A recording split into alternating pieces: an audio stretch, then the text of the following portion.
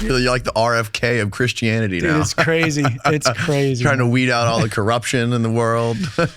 Yeah. Someone called me obsessed this morning. They're like, you have a sick obsession. And I'm like, you can call it that. Well, you have to be obsessed with this stuff to be good at it, to be effective at it, you know? Yeah. Like anyone worth their salt in anything is obsessive over For sure. whatever they do, you know? And I'm like, is it bad that I'm obsessed about like bringing transparency into religious organizations? Right. I don't think that's a bad thing. Right. But they did say you're gonna account for this one day with God, and I'm like, okay, I think He's on my side in this one, you know. But yeah. So how did this shit start, dude? How did this whole religious crusade start for you? Are we rolling, by the way? Yeah. Are we rolling? We are rolling. Oh, yes. rad. Yeah. When I grew up in the church. So I grew up in megachurches and big churches and loved it. You know, I sang in choir as a kid and went to all the youth programs, the winter camps, the summer camps, and I loved it. I was volunteered, you know, I gave my 10%. I did it all. My parents sang in choir, I sang in choir. I'm one of 6 kids. And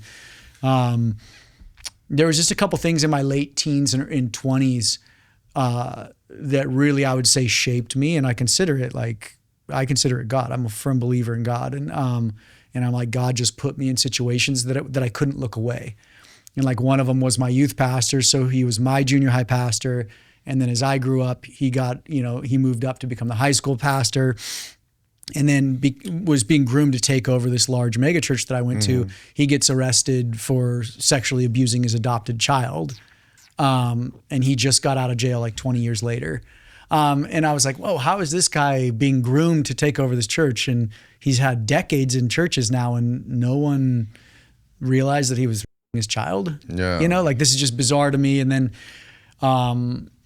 I went to Brazil. I was in Rio. Yeah. That same trip, actually. And one of my buddies, a pro bodyboarder from Brazil, is like, hey, I want to take you to this seminary. Pro speed bump. Exactly. Spongers. There's all sorts of names, but he's like, I want to take you to this seminary in the mountains, in the favelas, like in the poor regions of Brazil. And I'm like, let's go. Yeah. And the seminary is basically like where you go to learn and study the Bible. Right. And so I roll up to it, and he's like, you're going to love it. It's this old white guy from Texas and his wife that run it, and they've never taken a dollar. And he's like, you need to hear their story. So what happened was they graduated seminary in Texas in I think the late 70s. I can't remember the year. And they just felt led to leave America. So they go to Brazil with $3,000, and they want to spread the gospel, the message of Christ. And he's like, this guy had one main point. He is not taking money from anybody. And so he bought this brick making machine. And so he would make bricks during the day and then go out and teach people about Jesus at night. And they ended up building this little brick house out of their brick making machine, and they took one orphan off the street in. And they're like, we're going to teach, you can live with us. We want to teach you the gospel. We're going to teach you how to make bricks. So not only are they teaching you the love of Christ that the scriptures say, but we're going to teach you how to do something to make money. And 50 years later, they have hundreds of orphans running through their program every year, and they have different skill sets that they teach these kids, whether that be sewing and dressmaking, whether that be mechanics. They have a mechanic shop, whether that be brick making. They still make bricks. And so they take these street kids in off of the streets, give them a roof over their head, give them something to eat, and teach them the gospel, and then send them out when they're grown up. And it's like, you've got a career now, and you've got a great way to spread the gospel. And they never took a dollar. Wow. And I was like, this is such a beautiful system, because it's so antithetical to the American church system. Because American churches, the pastors love to say, hey, we need your money. We need 10% or even more. Go above and beyond 10%. Right. But then if you need help, they go, we're not going to, you need to learn to fish. Well, it's the American way, right? That's the American way to do religion. Correct. Righteous Gemstones nailed it. Yeah. That is one of my favorite shows of all time. Yeah. That is reality. It's a wash, baby Billy. It's a wash. It's a wash. It's not. After I pay my scientists. What's his elixir called? Oh, I don't remember. He's like, Baby Billy's Jesus Christ elixir. It'll cure COVID-19. Oh, you got it? Good. You don't have to play it. It's so good. his character.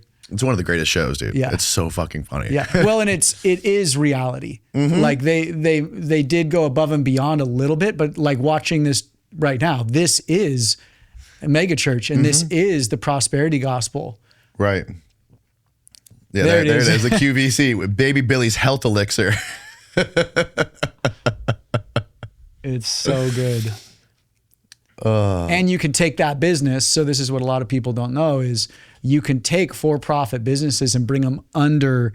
Dude, this is so good. Sorry. And so he dies and then he gets stung by a bee, comes back to life. Then he tries to sell what then he says he talked to God when he was dead. He tries to sell the information he got from God. It's so good. That's what we do. We sell shit here. Well, we capitalize and consumerize a faith that was never meant to be sold. Right. You know, I always tell people the message of Christ is not easy to sell. But if you can figure out how to package it, then you can sell it. So that's what all the add-ons are. Like, hey, you got to give 10% or above and beyond to really be blessed, Danny. Right. Like none of this is scriptural. These are just add-ons that man has built and wrapped around. We turned it into a subscription model, basically. Yeah, exactly. And subscription models are the most lucrative models. It's the future, baby. Yeah. So you said you were born like in the Catholic Church, right? Like no, I was born in I was born in that. Like I was like that type born of stuff. in, that's over a little louder than what I was born in, but like I was born in the non-denominational, what I call the Wild West side of Christianity. So most people that I know personally who grew up like hardcore being pushed into that with their parents, they usually like reject it by like their teenage years. You know what I mean? They don't really stay with it the whole time. Was there ever like a period of your childhood where you like weren't seriously religious? Not my childhood. It was when I got into my 20s. Oh, okay. And so, you know, like I said, it's one gentleman, a Catholic professor and theologian and philosopher in the show. He says, Nathan, most people have faith in their faith in God, but they don't have faith in the God of their faith. And he's like, it's a really subtle shift. So people have faith in their faith in God. Right. So if I go to Billy Bob's church or whatever his name is, and it's big and loud and flashy and I feel all warm and fuzzy when I go, that's my faith. I have faith in this system that we've built, but I don't have faith in the God that's supposedly behind it. Because if you actually believe what this book said, oh, you brought your Bible. Oh yeah, this God calls you to do seriously dangerous things and things that aren't necessarily for your for the betterment of yourself a lot of times. Right. And so you'd rather just put your faith in this institution, in that healing formula, in the subscription model, because that's safe. And so. I'm sure a very low percentage of Christians who call themselves Christians or go to church every week have actually read the entire Bible. Only 13%. Oh, wow. That low? Yeah. 13%. So you don't even know what you're believing. So you have faith in the institution. And so it wasn't until my late teens where I started questioning that faith. I was like, this is all a sham. I realized like in high school, I'm like most kids wanted to go to youth group because that's where you wanted to be seen with the cool kids. I wanted to be sitting in that front pew with the cool kids. Right. And I've always been like a counterculturalist. Like I don't like one of my mentors always said, Nathan, as soon as you're with the majority, you're doing something wrong. And so I would always see everybody going to these youth groups because that's where the cool kids went. And I'm like, it started rubbing me wrong. Yeah. And that's when I started poking holes or asking questions. And I realized when I was 25, I bought the domain religionbusiness.com. So that was 17 years ago now, because I just felt there was something wrong with this institution, with the faith that we had built. And as I started asking questions, I realized it's just a house of cards. And you can flick one card and the whole house will crumble, whether that be the finance card, whether that be the accountability card. And so that's really where I questioned my faith in my faith. And so for the first time ever, I actually read the book. Oh, wow. Cover to cover. And I'm like, whoa, this book is way different than what we preach, from that stage and what we've built. It's actually antithetical to it. It's totally the opposite. Right. And so that's when I picked up my my proverbial cross and was like, okay, let's go. I just started reading the Bible not long ago for the first time, and I was advised to read it backwards. So I started with Revelation. That's big. It's crazy as fuck, dude. It is. It is insane. Yeah. Shit that's going on. Like, I don't know. I can't make a valid assessment yet. I'll wait till I get through it. Where are you at now? I'm on like, I don't know which part I'm at, but I got through basically everything about the messages about all the 7 churches or whatever. And it's like, so you're still in Revelation. Yeah, I'm still in Revelation. You're just starting. Yes, I'm just starting. And, you know, some of the stuff in there is just, you know, to imagine that somebody was sitting somewhere on an island or somewhere on Earth writing this shit. Yeah. Is kind of hard to imagine, you know, because they're writing about like this figure, this ghostly figure with the sword of the tongue of a sword or a dagger tongue. And Revelation, who told you to start in Revelation? If you don't, it's a bold move. I'll say that. It's a bold move. A gentleman who's been on the show a couple times who is a classicist. Okay. Who's an expert in ancient Greek. He told me to read it. Well, first he said you got to read it in Greek and read it backwards. I said I can't fucking learn Greek. Yeah. But I will read it backwards. Yeah. So I'm gonna try and see what Interesting. Happens. Yeah. I always tell people like the Bible is, people see it as, oh my gosh, it's 66 books. It's so complicated, or at least the current canonized most popular version is 66 books. It's just one story though, you know, and it's about creation and then the fall of creation and the redemption of that creation. And so I always tell people, look at it as one massive historical story. And that's what really, I've been in church. I was raised in church, like in a car seat, you know? And so when I finally read it cover to cover, I said, Nathan, I'm going to read it without I don't want to try to get any revelation from it. I'm not trying to see how it applies to my life. I just want to read it for what it is as a history book. And when I read it just as history, without my like youthful bias, you know, being raised in an institution, that's when the book came alive, because you realize like, oh my God, there's fire raining down from heaven onto altars and burning up altars, you know, and dead men are raising up, and like it's a wild story. It's like Lord of the Rings, you know? Right. Yeah. No, it is. I kind of got corrupted though, because I've talked to so many religious experts on this podcast and so many like scholars in different parts of, you know, ancient religion, ancient history involving Christianity and the Romans and the Greeks. I kind of have I already have a warped perspective. So I wish I could, you know, I try to like reset myself and like go at it with a blank mind, because I hear a lot of people talk about it the same way you talk about it, how it's just like, it's this crazy kind of, it opens like a portal to, you know, when you read it, and it's like, you can connect with it and it does something to you. And I'm trying to get there. I always say for me, it's like, I see it as, it's the history of humanity. It's the greatest literary work of mankind. And so there's something, because I sit with a lot of atheists, agnostics, Muslims, Christians, and I have a love for everybody. And I'm like, no, this book will teach you something, whether you believe it's divine or not. Like, it's a brilliant book. And then Christ, like I'm how would I say it? Like I push against everything. So I pushed against that book most of my life. And really? And I pushed against like the deity of Christ. And, you know, he says, I'm the way, the truth, and the life. No one gets to the Father except through me. And I pushed against that for 35 years. I couldn't rationalize it in my head, how, you know, there's only one way technically to our Creator, to our Father. And so I wanted to disprove it, actually. I'm like, I want to prove this thing wrong.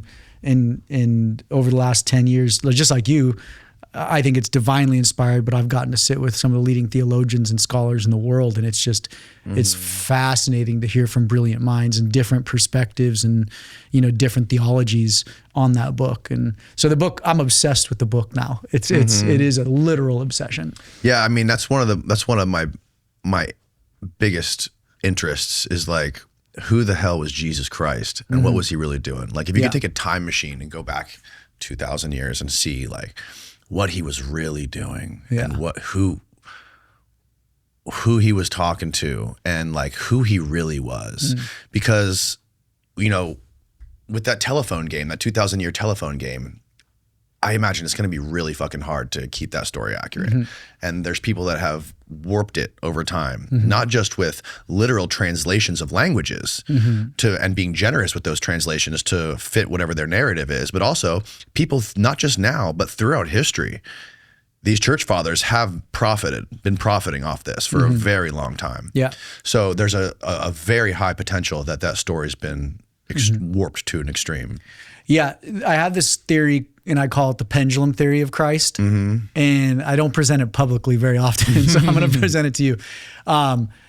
And when I see Christ in that book, I'll you know how pendulums swing left to right, and there's always like so over here I see like my mom and my brother, who are these extremely conservative Christians who believe this book is the divinely inspired, the Word of God. It's infallible. You know, in Christ is the literal Son of God who was born and died, a virgin, died on a cross, raised and resurrected, and is coming back. Like that's this literal conservative version of this book. And if you swing the pendulum all the way over, historians unanimously agree that there was a historical figure named Christ who was crucified by the Romans. So there's a couple wackos out there who don't believe he was real. For sure. But what are they called? Mythicists? Is that right?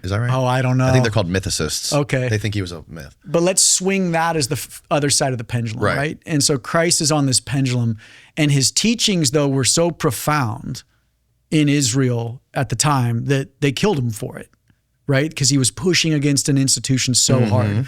So I always say, like, if we see Christ on this pendulum, whether you believe he's the Son of God and the infallible Word of God is accurate, and he was born and raised and resurrected, or he was a man who taught to love your neighbor as yourself and love no other God before me, but he died on a cross but didn't resurrect, that's the pendulum.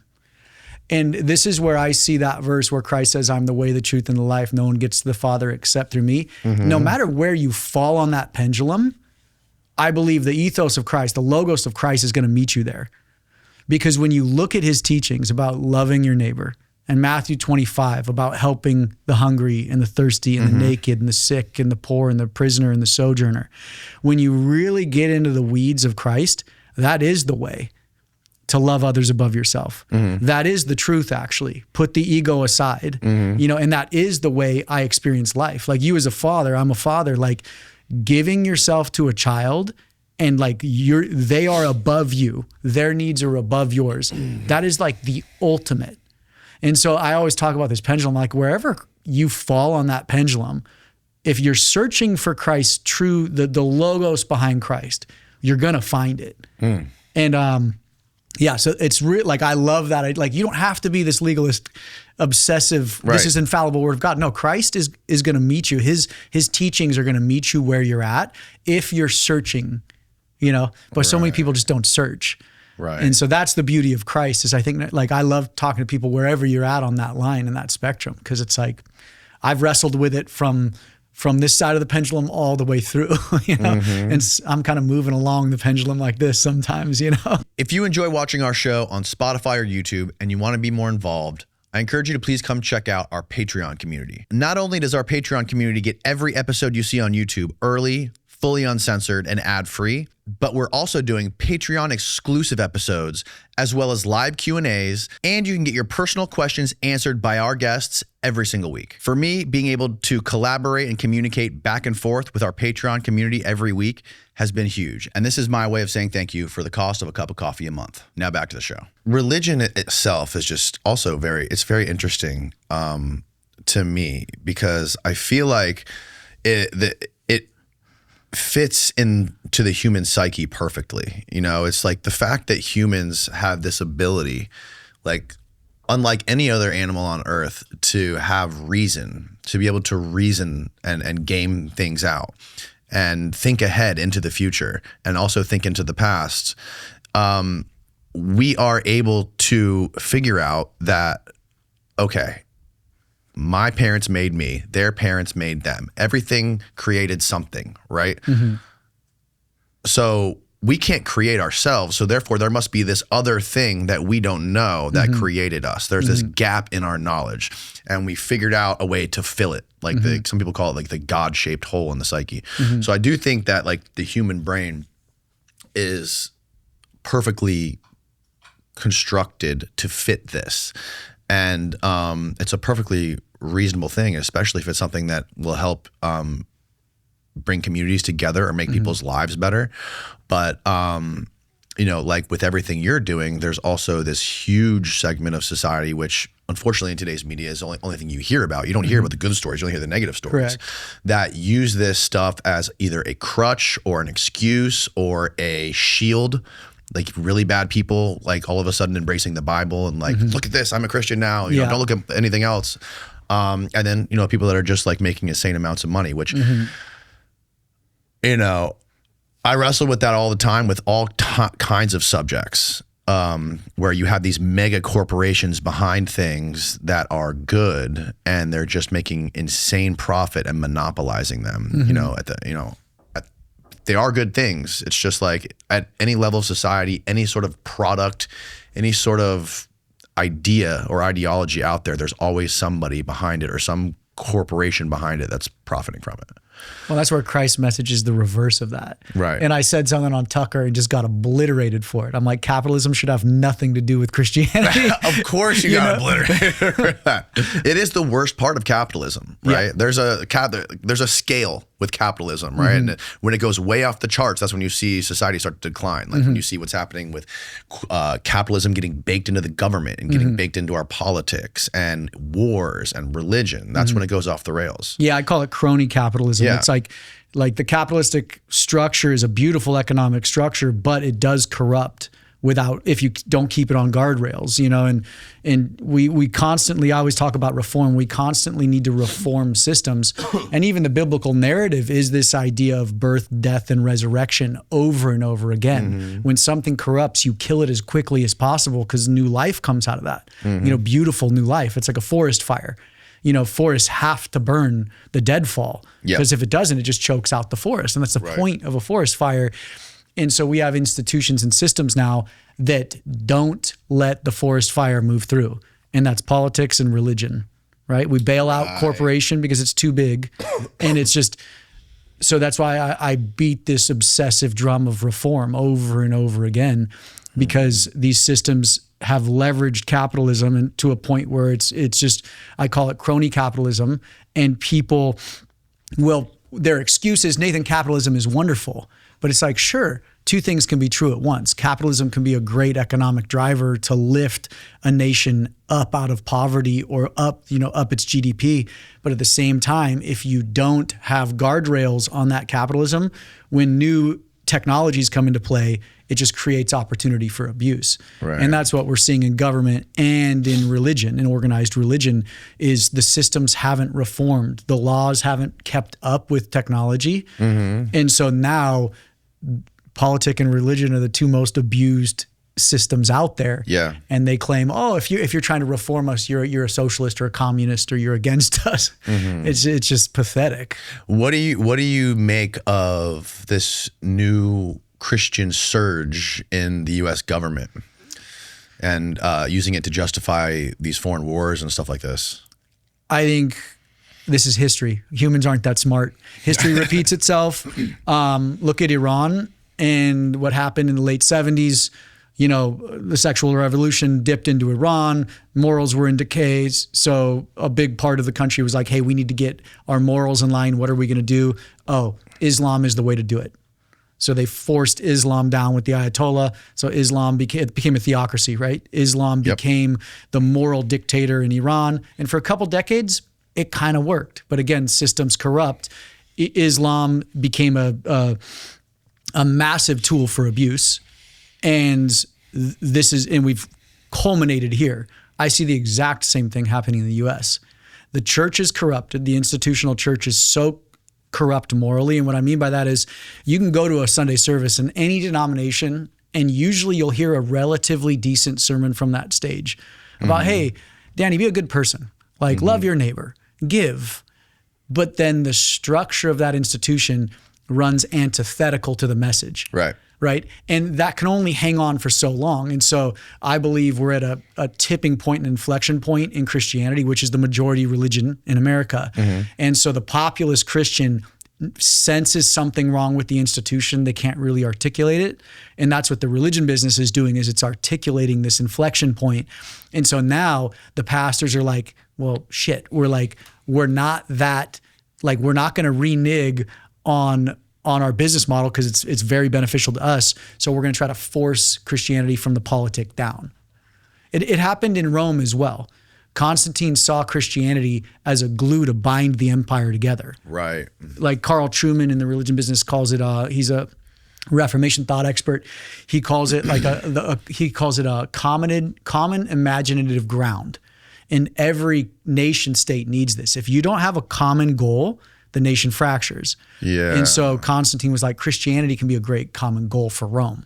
So he brought Christianity up as he became a Christian, which would eventually turn Rome into a Christian nation. Oh, and so the same thing's happening here. America's fracturing. And so the right side of politic, the conservative side, I'm not saying the right, but the right side of politic, the conservative side, not the current administration. Yeah, the current administration sees Christianity as a mechanism to move its agenda. That's what I believe. And so it's catalyzing that. That's so interesting. And it's using scripture. It's using out of context scripture to promote its agenda. Yeah. And it's so transparent too. Like I think Trump's one of the only presidents who was sworn in who didn't touch the Bible. Didn't put his hand on the Bible. That's a big problem. Right? Isn't that weird? Did anyone ever ask him about that? Yeah. I wonder.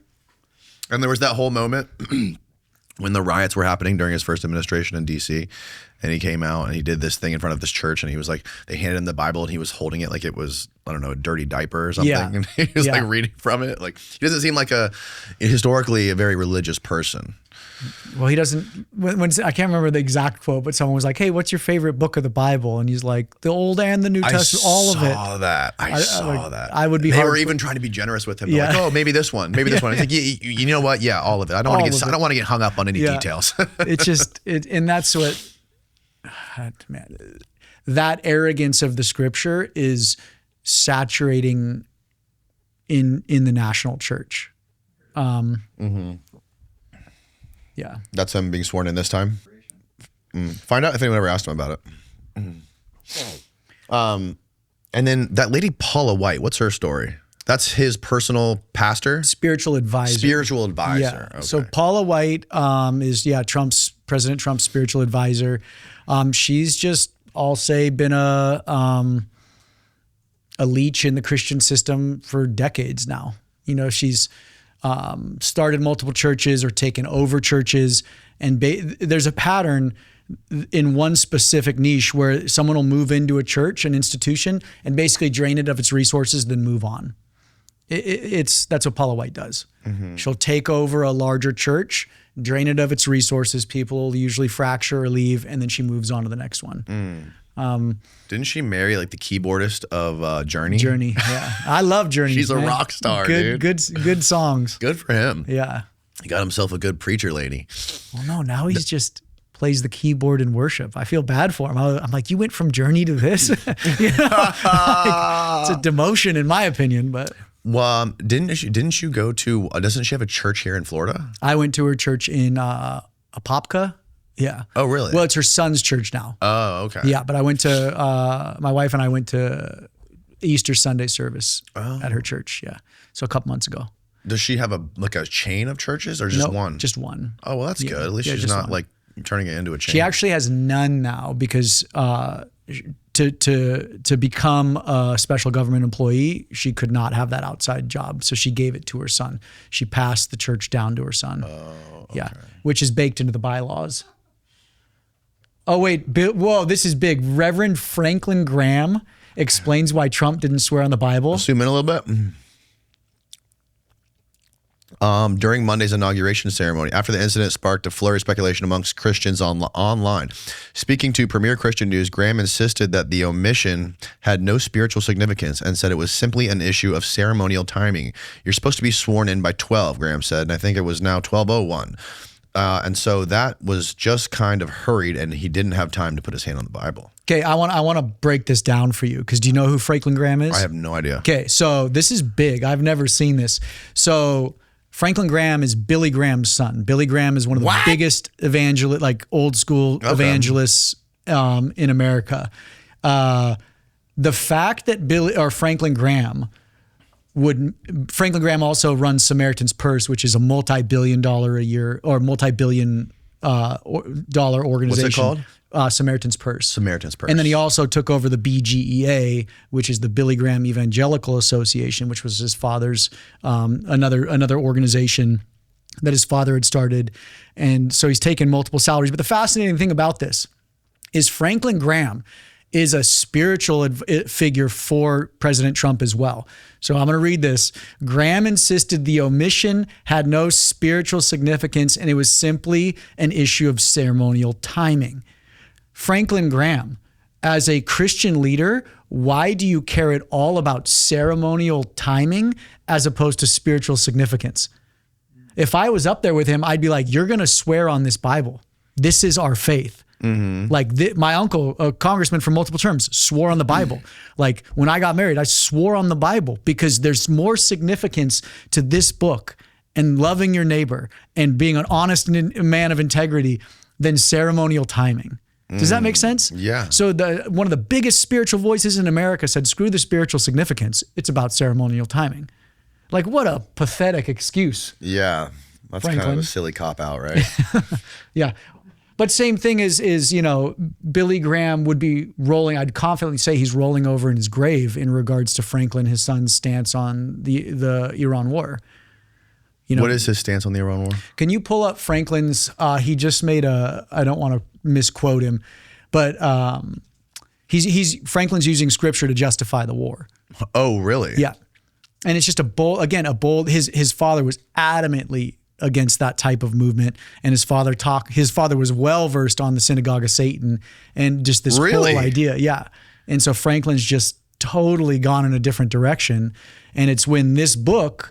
What is the synagogue of Satan? Ooh, I've had somebody call our studio the synagogue of Satan before online. Oh, really? Yeah. Somebody in the comments said this is the synagogue of Satan. Yeah. Let me, because I don't want to misquote the scripture. I thought it was pretty cool. It sounded metal. Yeah. You should be like the one guy. Who's the English dude who was on Piers Morgan, who was going through his Bible for like 20 minutes? Oh, who was Russell Brand. Russell Brand. Did you see that? Yeah. Okay, so you're in Revelation 2:9. So, yes, I do remember reading about the synagogue of Satan in Revelation. Yep, I know your afflictions and your poverty, yet you are rich. I know about the slander of those who say they are Jews and are not, but are a synagogue of Satan. Right. And then in Revelation 3:9, I will make those who are of the synagogue of Satan, who claim to be Jews, though they are not, but are liars. Mm-hmm. And so I'm not Revelation is a book that terrifies me because it is, it's a vision. And yes. so, I read it. Revelation 18 is one of the most interesting books to me because it talks about trafficking souls and bodies. And I think the church is doing that. The institutional church is doing that. Yep. But I'm not an expert on, I would never fake like I'm a prophet trying to foresee into the future. And that's what a lot of these big name, preachers are doing now. And I'm like, that's not my cup of tea. I'll just stick to what I know of the scriptures and try to be a good human. Right. What were you just talking about before? We're talking about Franklin Graham and his comment on the war, right? Yeah. Let me pull it up. So he's using the Bible to justify this war, as is everyone. Same thing with Mike Huckabee, and Mike Huckabee. Who's the Department of War again? What's his name? Pete Hegseth. Yeah, same thing. They take one scripture. Netanyahu the other day read one scripture verse out of the Bible and was like, this is why we're at war. Because the Bible speaks about war. And I'm like, wait, what? That dude's an atheist. Yeah, it's so wild to me when you look at it. And I'm not an expert on scripture, but I've read it probably 16 times at this point. The whole Bible? Yeah, and I've read a lot of the early apostolic writings. And then you should learn Greek and read the Greek version, bro. It would probably be like a whole nother fucking experience. So there's this awesome app. You should download it if you're really interested in the Greek, and it's called the Blue Letter Bible. The Blue Letter Bible. And you can, if you're reading the scripture or you've got a verse you're interested in, you can pull it up and it pulls up the Greek, the Hebrew, the Aramaic, whatever religion it is or whatever language it's in, and it shows you all the cross references. So I'm starting to understand a little bit of Greek because of that app. Yeah, what fascinating language, dude. 1.2 million unique words in Greek. You know how many unique words are in Hebrew? It's like 80,000. It's less than 100,000. Oh, wow. Less than 100,000 words in Hebrew, over 1 million in ancient Greek. That's intense. And I think modern English is only 500,000. Wow. Such a deep language. Yeah, and Hebrew is such a brilliant language too, because it's it's a mathematical language. So there's there's a Semitic language. Yeah, there's a beautiful undertone in regards to like 666, in the Bible, and the mark of the beast, and that actually translates to Nero Caesar. Yeah, and so that's where the Geneva Bible, the first translation out of Latin, the monks wrote in the side columns or in the margin notes that 666 was political power, was the monarchy. Right. And that's why King James was like, get this stuff out of here. Like, it's a fascinating journey with biblical translation. Yeah, it is, man. It goes everywhere. It connects everywhere. It's fascinating. But I do want to get back to that 666 and that idea of monarchy power eventually. It's an interesting topic to talk through. Yeah. So this is Franklin What is Graham. this, Stephen? Says Trump is justified to fight evil in Iran amid he's beefing with Pope Leo, whose brother lives right down the street from here. We just found out. Oh, no way. Yeah, There you trying to go. get him on. Play it. Let's see what he says. Oh yeah, we need these to hear it. Good old Hannity. Hate Hitler analogies. I think they've been overused. However, if the world had an opportunity to take out Hitler before he killed millions of people, would that have been the morally right thing to do, Reverend? In my opinion, absolutely. And I think war is justified to fight evil. The Second World War to stop Hitler, no question, was the right thing to do. And this thing with Iran, Iran has said that they want to wipe Israel off the face of the map. They want to destroy the Jews and drive every one of them in the sea. They've said that. They call America the Great Satan. They took our embassy, held our Marines and our embassy staff, I think it was 444 days. These people are dangerous people, and they're a danger to the world. And all of the Gaza, that is the Iranians. You take what's happening in southern Lebanon, that's the Iranians. So, yes, I think President Trump has done the right thing. I hate war. I don't like war. Don't support war. But sometimes you have to fight evil, and that's exactly what President Trump is doing. And it will be a much safer world, much safer in the Middle East when President Trump gets this done. That's, from what I understand, is a lot of bullshit too. The whole way that our government has tried to paint Islam as like the most evil thing in the world that doesn't meld with Christianity. I've talked to a few Islamic folks who say that, who have made the case that Islam is more compatible with Christianity than Judaism is. Because they reject Jesus Christ. Correct. And Islam at least thought he was a prophet. Yeah. And they like worshipped the Virgin Mary or whatever, or Mary. I don't know about Mary, but I know that Islam sees Christ as a prophet. Yeah. Right. And there's a lot of similarities with Christianity and Islam, way more than Judaism.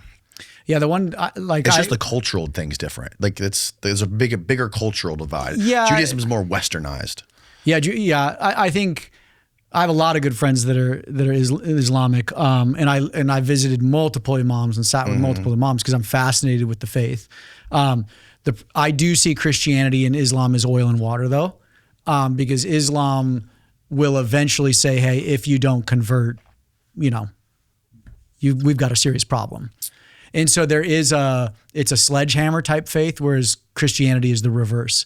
And so when I hear Franklin Graham speak like that, I'm like, you're not speaking like a Christian. Yeah. And it's just ironic, they talk about like, he's like, oh, I don't want to talk about Hitler, but we're going to talk about Hitler. Right. And it's just the assumptions made in that statement. And then you put Franklin Graham up there, you're using Christianity to justify a war. You're using Christianity to justify, or you're using the Old Testament to justify the nation state. And it's like, that doesn't make sense. And that's where Mike Huckabee was so interesting is when Tucker was interviewing him, Tucker's like, well, why don't they take all the land, the promised land? And he's like, well, maybe they should. Right. And I'm like, there's the quiet part out loud. And it's like, you want to take all this land.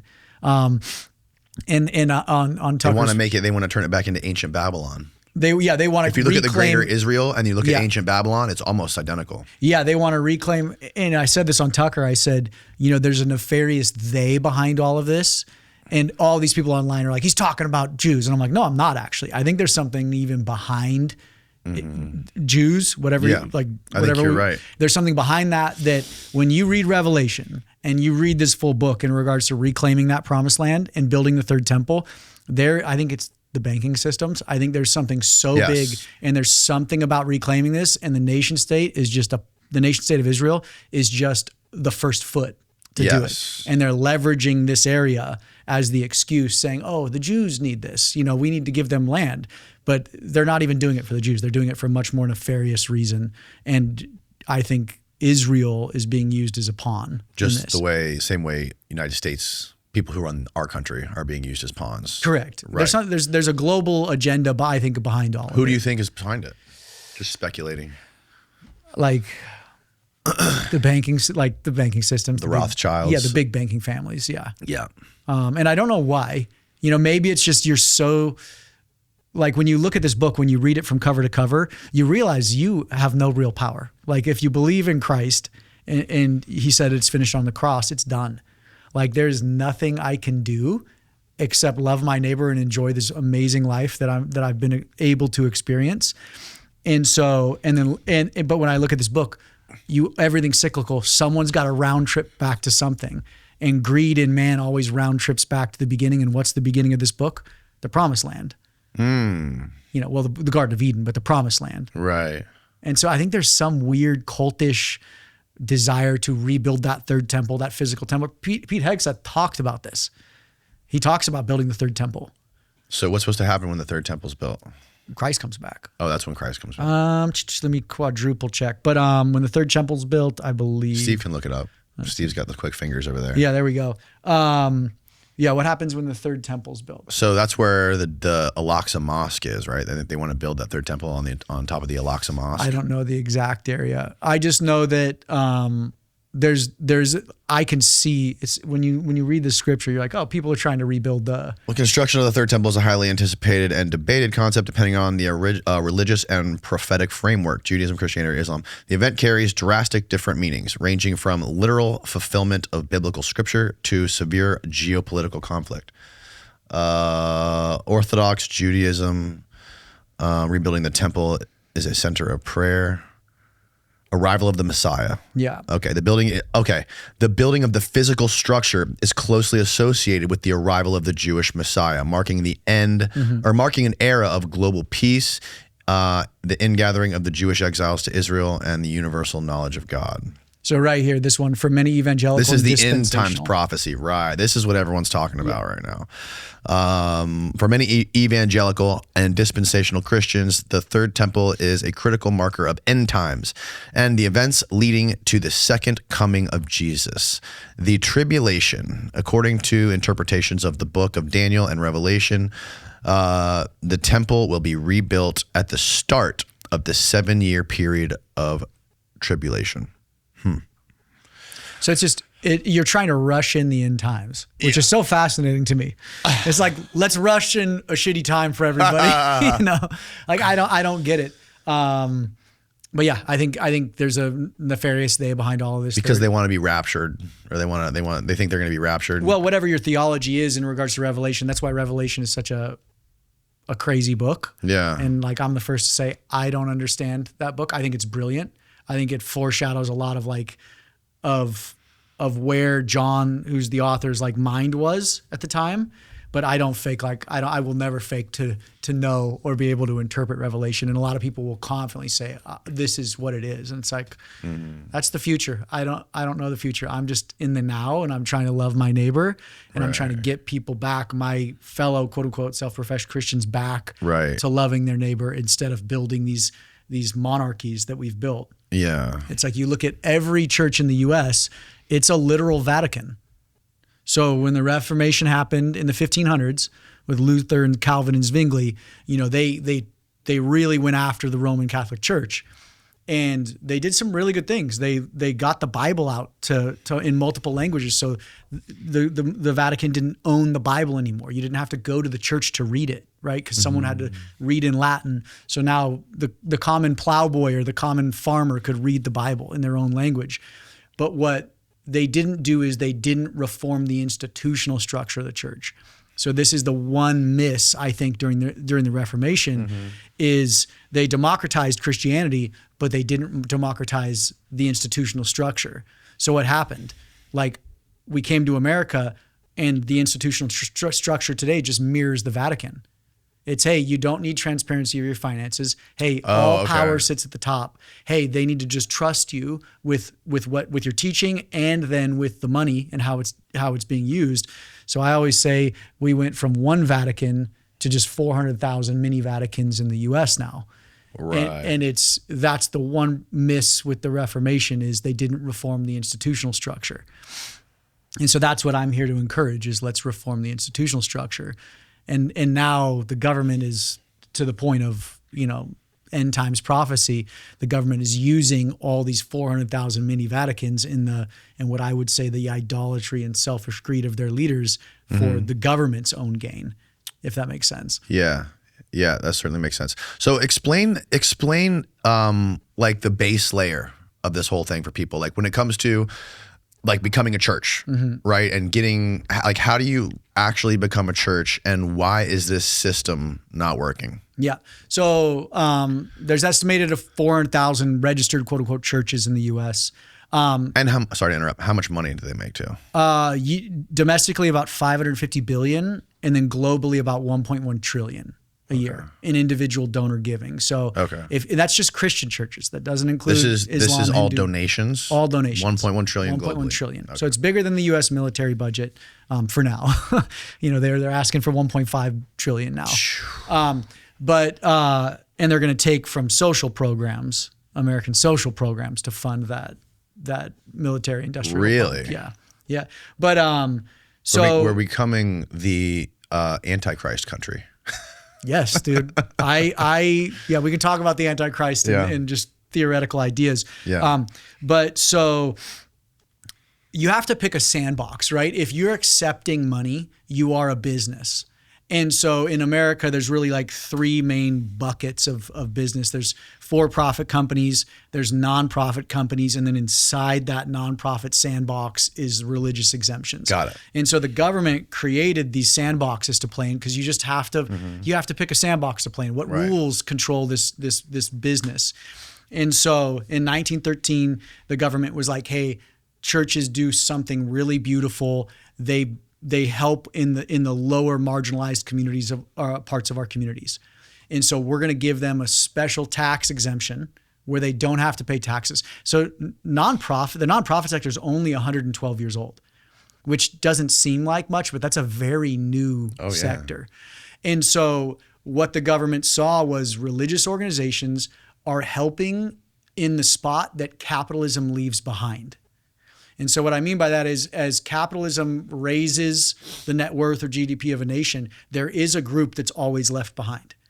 And so that is where Christianity thrives, with the needy and the helpless and the elderly and the orphaned and the widowed and the marginalized. And so at the time in 1913, churches, your life was pretty small. Your world was about an 80-mile radius, right? You wouldn't be going past 80 miles because we didn't have cars really, and we didn't have technology. Right. And so your local community was your world. So we wanted to better our local community. I wanted to better the park down the street because I wanted all our kids to be safe, So it's this idea of social capital. So we wanted to build social capital in our local communities. And the government, the U.S. government, rightly so, said, hey, let's carve out this sector for organizations that are helping in their local communities that we can't, as a federal government and state government, go do. Awesome. And so there was about 12,000 organizations at the time that got this exemption. And so what did they do? They worked in their local communities. They had food pantries and homeless shelters, and they did beautiful things. Well, as technology develops, we have radio, TV, internet. Now these nonprofits start looking out because there's more money to be had outside the local community, right? So this is no one person's fault, but as you start looking and you're saying, hey, there's 5,000 people in my town. Well, with radio, we can reach 50,000. With TV, we can reach 500,000. With the internet, we can reach, 5 billion. So instead of your vision as a nonprofit being about the local community, now it goes global. And now it becomes how much money can we scrape off the table? And our mission and our marketing angle is these helpless people. But the nonprofit sector has totally lost its original sight. The government saw this sector as building local social capital in your local community. And now the most successful nonprofits sucking the majority of the money are looking global. And so now they don't really care about that local fabric anymore. Right. And so remember I said there's 12,000 organizations in 1913 that got that exemption? Yeah. Today there's 1.9 million in the US. And the only argument that you can push back on is, well, Nathan, population increase. Okay. Right. Population increased 4.3% over the last 112 years. So if you do that math, there should be about 60,000 organizations. But today there's 1.9 million. And how many of those are churches? 400,000. 400,000. Yep. And so you have to ask why that. And each church, okay, 400,000 churches. Religious institutions. And are they all Christian? No, those are religious institutions. Just religious in general. institutions. Yeah. Okay. Yeah. And so you have to ask why the explosion in the sector. It's not because our social fabric's getting any better. It's because people have realized, smart businessmen and women have realized that the nonprofit sector is the greatest sector to put money and raise money, and then religious exemptions in particular are the best sector to play in a totally dark world. And I'll explain what I mean by that. So you have the nonprofit sector. A nonprofit has to file what's called a Form 990. It's an annual informational sheet. It just shows the federal government where your money goes, whether you raise whether you raise $50,000 or $50 million. It's just a simple waterfall of, hey, here's the top executive salaries and here's where the bulk of our money went. Right. Awesome. No one should be afraid of that document. But churches, religious institutions do not have to file that document. And so what that does is it means there's no legal document a religious organization can be held to account on. They don't report anything to the IRS. They report nothing to the IRS. Wow. And so what I mean by that is if your church is 500,000, and this is an argument that we get all the time. Nathan, you're always going after, sure, the big churches are bad. The small churches are good. There's a lot of, and I want to preface this, there's a lot of good churches and a lot of good pastors that want to do the right thing. But so I've got a $50 million church, you've got a $50,000 church. My $50 million church, that $50 million, there is no document that my congregants or donors can hold me to account on. So it's all about them trusting me and me being a moral person, an upright person. If I've got 50 million in an account and no one's going to really know what I'm doing with it, I know human nature. I'm going to get a little loose with my spending most likely. Right. And so secrecy does not enable good behavior. It enables bad behavior. yes, we always say ultimate power ultimately corrupts. Yes. And so even if your church is only $50,000 a year, you play by the same rules that I play by. So it all falls back on the moral integrity of man. And that is a brutal, place to or status to live by. Because based off this book, I know the hearts of man. Right. And it's like, we need external accountability. I need external accountability in my life. You need it as well, right? Right. And so it's right now the institution that is supposed to be the beacon of truth and integrity and transparency, which is the church, actually plays in the darkest legal sandbox of all sandboxes. And then as soon as you question the sandbox, they say, oh, you heretic, you antichrist, you spawn of Satan, and I'm like, no, I'm just questioning the box, we should bring accountability into this box. Why? Because I said it, $550 billion is given annually to Christian churches in America. That means the Christian church could radically transform the social fabric of America almost overnight if we utilized and stewarded those resources properly. But we're not. And so what has happened, capitalism has crept into Christianity over the last 112 years. And now capitalistic mindset, which is what? Ownership, profits, and growth, those three main tent poles of capitalism have crept into Christianity. Right. What are the three main tenets of Christianity or of the Christian church? Love no other God before me. love your neighbor as yourself, and share. Like it's antithetical. So when I said capitalism has nothing to do with Christianity, I meant it. Capitalism is not a bad thing. Two things can be true at once. Capitalism can be a good economic driver, but it shouldn't be involved in Christianity, because Christianity in its own book says this runs antithetical to the desires of man. In James, it says pure and undefiled religion is to help the orphaned and widowed in their distress and to be unspotted of the world. That means to fight every natural instinct of Nathan, which is, I want to build wealth. I want things. I want to be comfortable. I want. I want to surf the wave pool. I want to surf the wave pool. Exactly. And so it's like, we have to run, like Christianity is so beautiful because it pushes against the instincts of Nathan. But capitalism has crept into it now. And now it's, hey, Danny, if you believe hard enough, you're going to be blessed. If you give enough, you're going to be blessed. And so capitalism has corrupted the nonprofit sector, which is the social system of America. That's why in the nonprofit sector, so in the for-profit world, Danny, you can start a business, you own that business, you can finance it yourself, and then guess what? Like, you deserve the profits off of said business because it's based off of your work ethic. You own that business. In the nonprofit world, you don't own a nonprofit. This is my favorite question when I'm almost getting arrested at a church. Is all their security guards surrounds me and they're like, you got to get off this. This is private property. And I go, who owns the property? And they all go, because none of them can answer the question. They all say it's private property. Yeah, it is private property. It's owned by the corporation. Right. But who owns the corporation? No one owns the corporation. Legally. And so that's the beautiful thing about the nonprofit sector, is it was never meant to be a capitalistic sector. There is no ownership. It's not about profits. It's become about profits, but it's not about profits. And so what's happened is the nonprofit sector is corrupted, and you learn this in the religion business. And so now there's only two solutions to reforming the nonprofit sector. One is the government, and then two is we clean up our own house. And so that's what I'm encouraging is, let's clean up our own house. We don't want the government to do it because the government's not very good at doing much. Right. So let's clean up our own house. So you've almost been arrested multiple times going into these churches? Oh, yeah. I've been arrested once. I spent the night in jail in Texas. Really? Yeah. Yeah, just for being on the property, just for standing there with a sign. Where did you go there? That was in Grapevine in Dallas, Texas. I had reached out to this church for a couple years. So this pastor in particular, in religious exemptions, pastors, there's this interesting thing called a housing allowance. So if you're a pastor, you're going to be taxed on your salary, but you won't be taxed on your housing allowance. It's a tax-free stipend. Okay. And so there's this gimmick now where you can offset a lot of your tax burden if you take the majority of your quote unquote salary as a housing allowance. Does that make sense? Yeah. And so you might take $100,000 in salary, but then $500,000 in a housing allowance. And so there's one pastor in particular who, through a lawsuit, the only way you can find this data out, because remember, there's no legal documents holding churches to account. So the only way you find any of this information out is through discovery and lawsuits.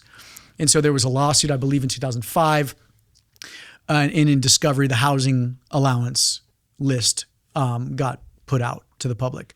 So this pastor, his housing allowance was $240,000 a year on top of his salary.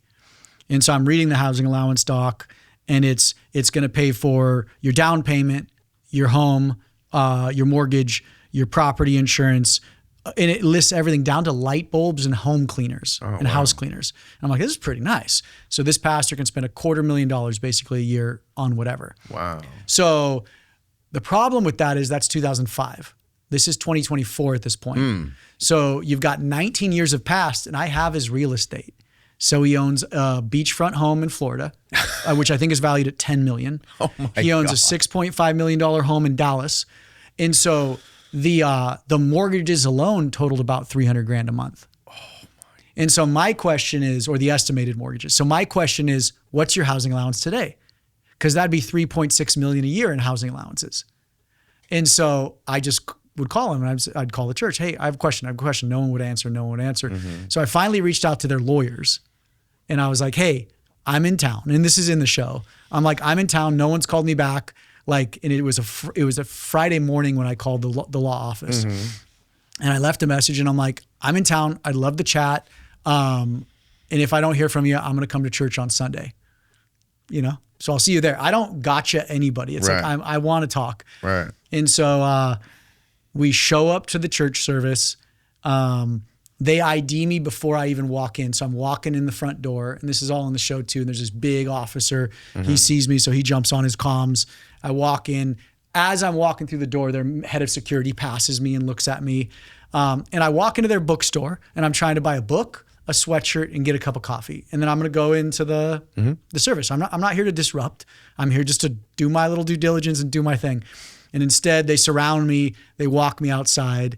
And they're like, you need to leave. They wouldn't let me buy the sweatshirt. And I'm like, I want to buy your goods. Like, you've got a store. Let me buy your sweatshirt. They wouldn't let me buy it. And so this isn't the one. I saw the first episode where the chick walked by with the $400 beanie she was wearing. Oh, no. That's That's another one. I think it was more than $400. Yeah. That's a funny one. But so this is episode 4. Okay. And so they're like, you need to leave. And I'm like, why? I want to come to church. I'm not bothering anybody. Like, you're bothering me, actually. Like, why are you kicking me out? And they're like, you need to leave. This is private property. And so that's where I go, like, who owns the property? They couldn't answer it. I leave. But the night before, I figured they would do that. So the night before, we made signs. And all it said was, Pastor Ed, what is your housing allowance? And what is your salary today? Because I also know who's on the new housing allowance list for this year. And he had put his wife on it. And he had put his lawyer on it. Wow. So the church's lawyer, this is ironic, who was also the CFO of the church at this point. So you have the general counsel who's also managing the money. That's called a conflict of interest of this multi-million-dollar church. Very big church in Dallas. Is that not allowed? Can the CFO be a lawyer, like a legal counsel for any corporation? Well, it's just a conflict of interest. Right. Because you're representing your own financial decisions for a multi-million-dollar organization. Like, you're either the CFO or the general counsel.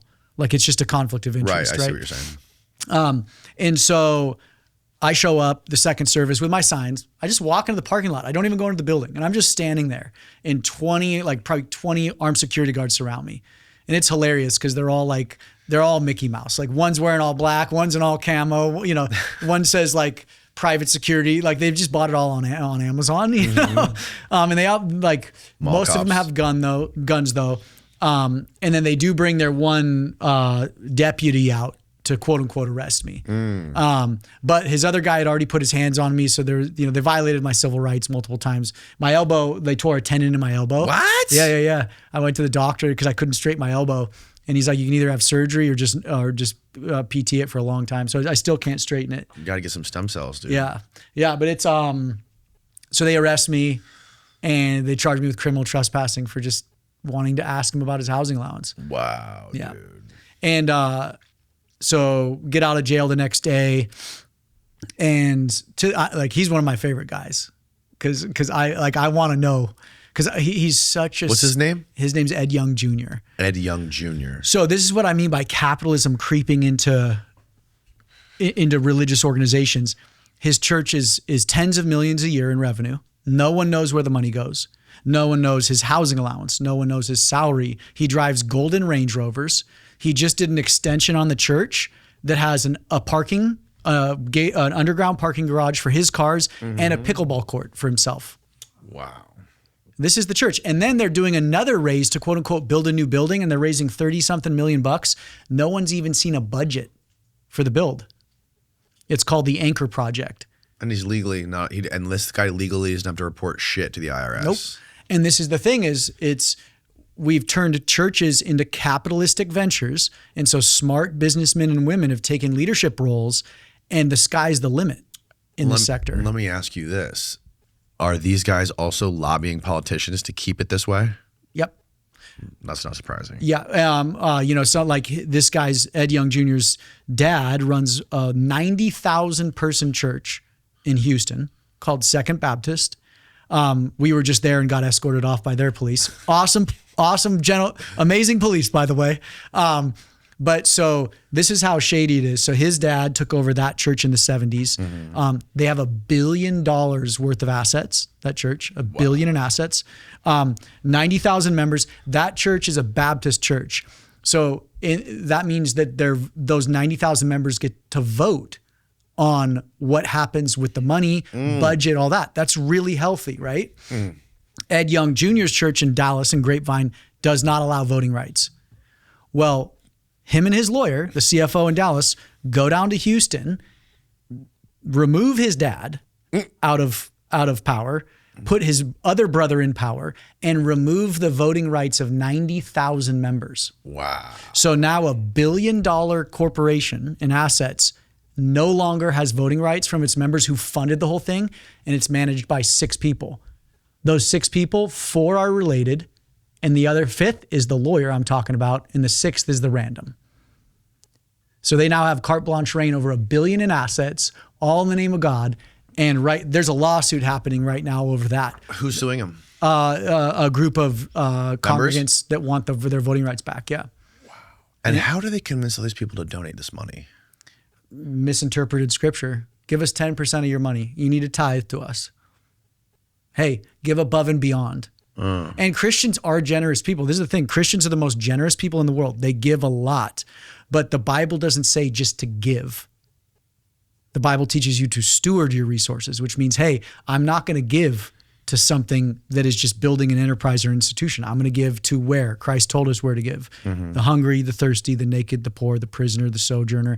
And so what the churches do now, like the Mormon Church, for example, the Mormon Church is worth $300 billion. Probably closer to 350 now, 350 billion. They'll hit $1 trillion in market assets in the next 15 years. A church. They got a new TV show. You see that? Mormon Wives or whatever? Yeah. It's right in my backyard. I'm in Utah. Is it? Yeah. Oh, shit. But so they'll hit $1 trillion in assets. The Mormon Church made $25 billion in profits in the market last year. $25 billion. And guess what that is? Untaxed. Because they're a church. And so this is where it gets even crazier though. They gave away $400 million to humanitarian aid. Oh, that's good. Yeah, that's 2% of their profits. They demand their congregants give them 10%, and they keep 98% and put it back in the market. Oh my God. So talk about the Antichrist. Talk about institutional power. Yeah. Talk about 666, Nero Caesar, where everything combines religion in a monarchy is a theocracy with unlimited power, unlimited resource, accountable to no one. And again, every religious institution in the U.S. is set up like this. So what's happening is you can also, there's a church, Ed Young Jr., the guy in Dallas that had me arrested, he also acquired a church here in Sarasota. Oh, wow. So the thing with churches is, or nonprofits in general, is when you shut a nonprofit down, you can't just take the cash and walk away. You either have to give the assets away to another charity or give the money away to other organizations. So what you do is you can keep a failing, like let's say I had a nonprofit and you were a successful nonprofit, but I had a church that was paid off. So 20 years of congregants have paid down this beautiful, cathedral that you and I are sitting in. Yes. The building's worth $25 million. Well, I can just sell you the building. You take over the debt. So you're going to go to your congregants and say, hey guys, I need $25 million to buy this building. I take the $25 million, put it in my pocket and just never shut the church down, the entity down. Oh, wow. So the real estate side of this scam is the biggest financial scam happening in churches right now, because what you're doing is you're leveraging generation after generation to remortgage a building. And leadership is just sucking that money out and doing what they want with it. Wow. So generation after generation is paying down the same building. That's bananas. It's crazy. The same thing's going on with Church of Scientology. They own, they're one of the top real estate holders in the United States with all the real estate that they own. You know who's bigger? The Mormon Church. Oh, really? The Mormon Church owns hundreds of thousands of acres here in Florida. They actually want to build their own city. They're planning on building their own city outside of Orlando. What? Yeah. Wow. It's called Deseret Ranch right now. Uh-huh. Yeah. That's fucking crazy, dude. Yeah. the Scientology thing's wild too, because this whole area that we're in right now is like one of the hubs of Scientology. L. Ron Hubbard was literally had his boat parked like less than a mile away from here. What's that great L. Ron Hubbard quote? If you want to get wealthy, start a business. If you want to get rich, start a religion. Yes. Great quote. You know, he was buddies with Aleister Crowley, and he was buddies with Jack Parsons. He was a wild dude. Wrote a lot of science fiction, and you know, it's interesting that Scientology is like one of the cults that has been able to survive. You know, like there's so many evil cults that have been taken down, right? You got like the Children of God cult, and there's a ton of them like that, right? That preyed on children and trafficked people and stuff like that. And it seems like Scientology was able to get away from that kind of stuff. And I wonder if that's maybe how they survived, because there has been accusations of them abusing people and like enslaving people. And they have their cadet org where they raise the babies, they keep the babies away from the parents. And they also have the Sea Org where people work inside of Scientology for basically no money. And you can see them walking around the town here. They wear these like little blue vests and they look like zombies. Crazy. And it's alive and well here, at least. I don't know how it is all around the rest of the world. But Scientology, you mean? Scientology, yeah. You know, and some people, when I've talked to them, explain, you know, that Scientology at the base level, at the introductory level, isn't like that bad. It's kind of like, it's all about eliminating all the negative influences in your life, you know, becoming a better version of yourself. And it's very self-help, Tony Robbins type stuff. Yeah. And it isn't until you get to like all the way through the hierarchy of whatever it's called, Xenu, that you start to learn about like intergalactic aliens and all that kind of weird stuff. The Mormon Church is kind of like that too. I just shot an interview with a couple people that were ritualistically abused from 3 years old on. Really? And you know, they allege that they saw kids get murdered. Oh. They would take this thing called the blood oath. And so a child would be murdered in front of them, and then all the kids would drink the blood. What? And it's and they say the same thing. They go, this isn't a fringe part of the faith. It's baked into the very foundation. But for the most part, the lay people at the bottom are like, this is amazing. This is a great faith, right? It's do good, like love your neighbor, pool our assets. But then as you move up the hierarchy, it gets darker and darker. Yeah, was this like some weird offshoot of it? This is they allege it happens in the temple, one of the temples in Salt Lake, and like one of the main primary temples. This is in season 2, episode 1. We're gonna drop names. These girls drop literal names, and I'm trying to corroborate 2 bits of evidence, and we're about to corroborate 1. And you're talking about blood oaths, which is blood atoning, and then this idea of sin atoning, which is if you have sex with a child, you basically, that's how you purify your sin. And so these girls claim they were 3 years old on. Oh my God, yeah. dude.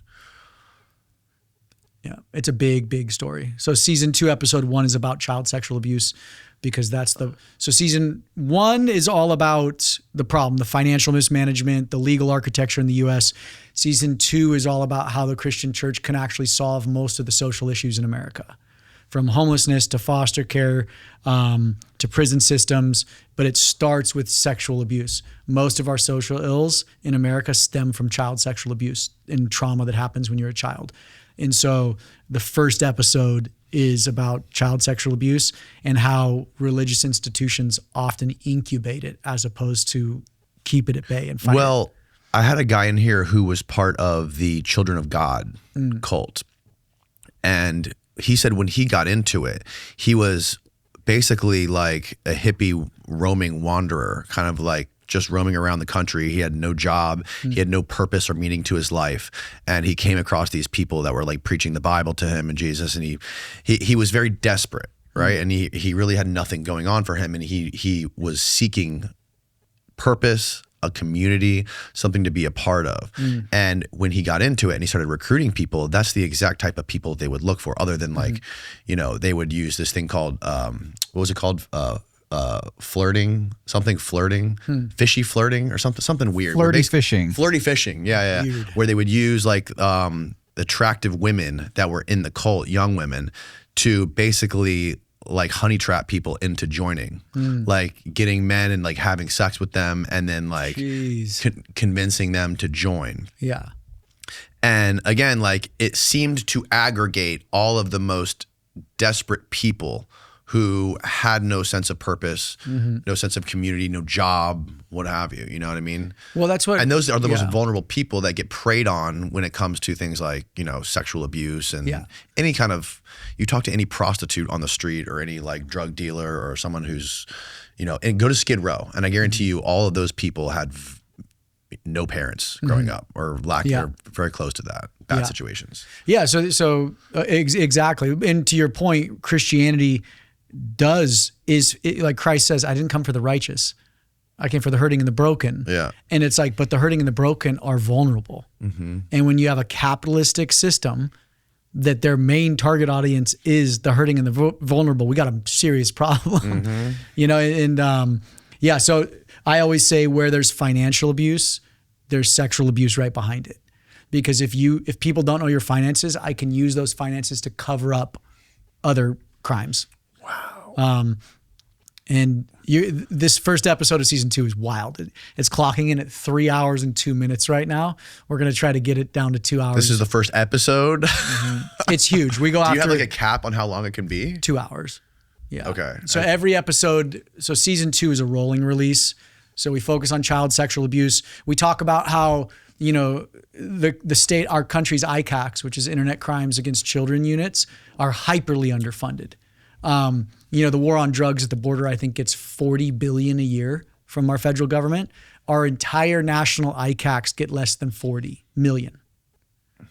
And I can't remember. And ICAC is what exactly? ICAC is an Internet Crimes Against Children's Task Force. Internet Crimes Against Children. So it's like our main front line for child sexual abuse in America. And these guys are badasses, and you meet a bunch of these men and women. So they're like online, like monitoring, they're the like ones NSA scrubbing, type shit. Yeah, they're the ones scrubbing roadblocks and all that. Right. And so, but it comes down to less than it comes down to less than $1 million a year per ICAC that they get federal funding on. So they're extremely underfunded. What you learned about this in this episode, one ICAC officer from Florida, actually, from Pensacola, an amazing dude. He's like, I had to turn a dad away. A dad comes into my office, or he asks for me, and he comes in, he goes, hey, someone's asking my 6-year-old for naked photos. Wow. Like, can you please track this? And he goes, I had to turn the dad away because we couldn't buy a $300 hard drive. We didn't have the budget to buy the hard drive to put the files on. And he's like, I had to send this dad away. And he goes, so I come back to work the next day, and I'm working on my computer, and the front desk calls, and they're like, hey, can you come down? There's a man here. And he's like, I walked down, and it was this dad. And the dad goes, will this hard drive work? He buys the hard drive. And he buys the hard drive, and Chris goes, yeah, that'll work. And then he pulls another hard drive out, and he goes, I bought this for the next child's dad that walks in, and pushes it over. And he goes, that's the main problem with ICACs is we're so underfunded. And so my goal with this episode is to say, hey, Christians, we can 10 to 50x ICAC funding, and it would be a rounding error for our churches. We wouldn't even see it on our financials. So we can become the front lines for children. And so every episode in season 2 is a problem and a solution on how we can actually get it done. Wow. But yeah, so the problem right now is, again, religious institutional structure. It goes back to 1913. The guardrails on that system have been corrupted with technology, and we haven't reformed it to the point now where that 1913 structure is so corrupted, it doesn't only incubate financial abuse, it proliferates it, and then it incubates sexual abuse and predators right behind it. And so everybody's like, why are there so many predators coming out of churches? It's not rocket science. Look at the structure of the church. You don't need to legally background check your employees. If a predator wants to volunteer in a youth group, oftentimes I don't need to be background checked. Wow. Guess what? Religious organizations are not federally mandated to be reporters. And so here's my question. Ready? If we run a big church, a $50 million a year organization, and a young girl comes in and says, hey, this pastor me in the bathroom, our natural instinct is going to be to say, oh shoot, like we got to keep this quiet. This is going to hurt the brand of the church. And since we're not mandatory reporters, we don't have to call the police. Churches, clergy should be mandatory reporters. If someone comes in, there's 7 states, I believe it's 7 states that are mandatory reporters. Other states are not. So instead, we want to fix this internally, which means what? I'm going to use donor money to pay off this victim's family. Jesus. And so a good friend of ours, Elizabeth Phillips, is pushing Trey's Law right now. It's in DC right now. It'll be on Trump's desk, hopefully within a month. It just passed with a unanimous vote in the Senate. I believe it's on the House floor in the next few days. It's called Trey's Law. But churches were using NDAs to silence victims. So a church is using a non-disclosure agreement to tell a kid they can't tell people they were at this church. That's just evil personified. 100%. And it's like, this is the church. This is supposed to be the beacon of light, the beacon of truth. Yeah. And instead, this again, it's about the legal architecture of the system.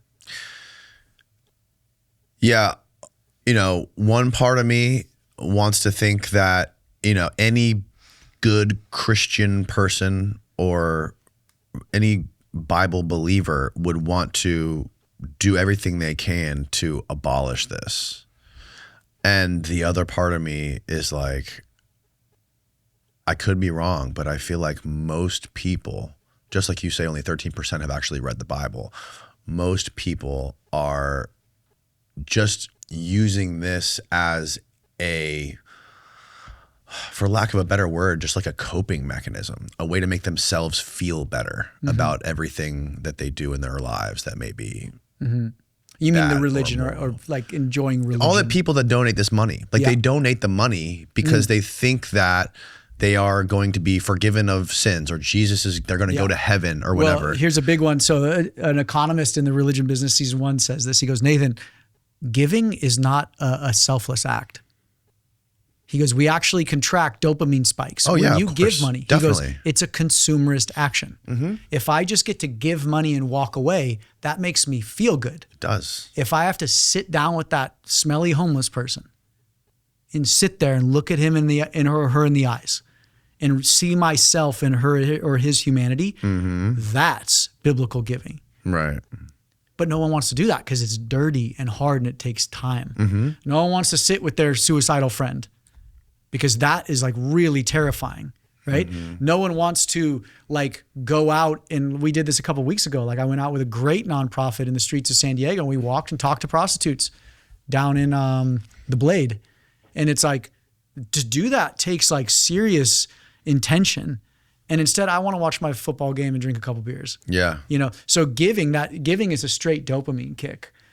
What is this? The Vatican office has ruled that Bishop Michael W. Fisher erred in the way he went about collecting money from parishes to be used towards a bankruptcy settlement with nearly 900 child sex abuse victims. Oh, dude, that's nothing. This right here. What is this? This is from last year. $300 million. They collected $300 million for 1,300 cases of sexual abuse. That was last year. And Whoa. And then this year, they collected $800 million. I have a video right here. For the LDS Church? $800 million. Wow. This year. How long is this video? 3 weeks ago. How long is this video? This video is 3 minutes All right, long. go ahead, play it. $800 million to settle claims from 1,300 sex abuse survivors. Eyewitness News anchor Sandra Bookman is live in the newsroom right now with much more on the proposal and what it means for the survivors and the future of the church. Do like Sandra. 1.25 Yeah, Liz, speed. this case stems from claims under the Child Victims Act. That legislation, if you recall, was passed back in 2019, and it gave a 1-year window for sexual abuse survivors to file civil lawsuits barred by the statute of limitations. This proposal is the result of years-long negotiations, and it is still subject to full survivor agreement before it can be finalized.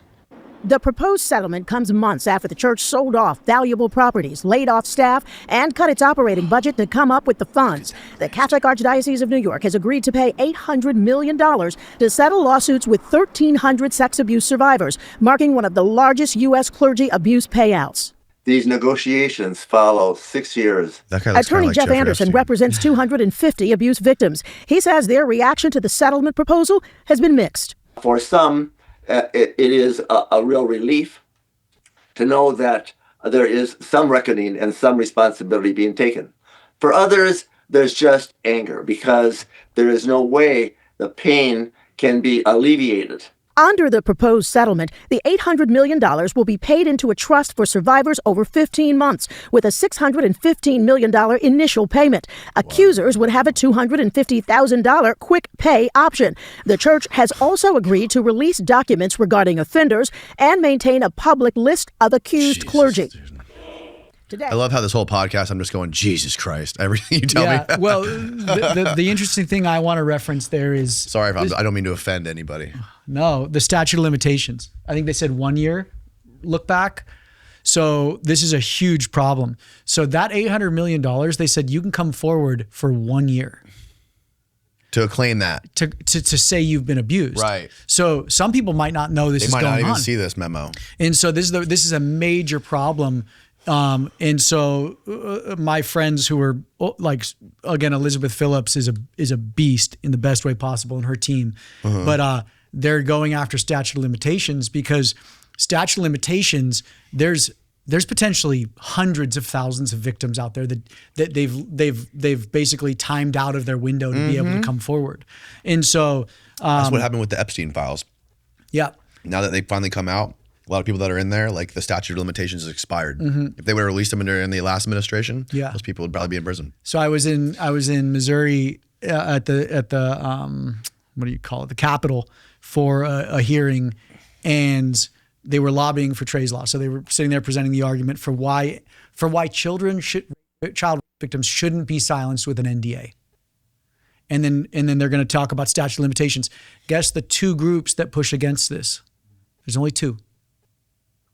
Churches and pastors and insurance companies. What? Oh, wow. Because the insurance companies are going to have to pay out claims.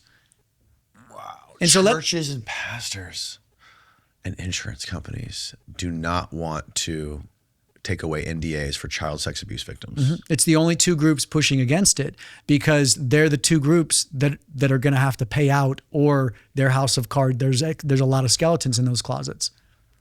And so we're going after three things. And Elizabeth is crushing it on Trey's Law, which is NDAs.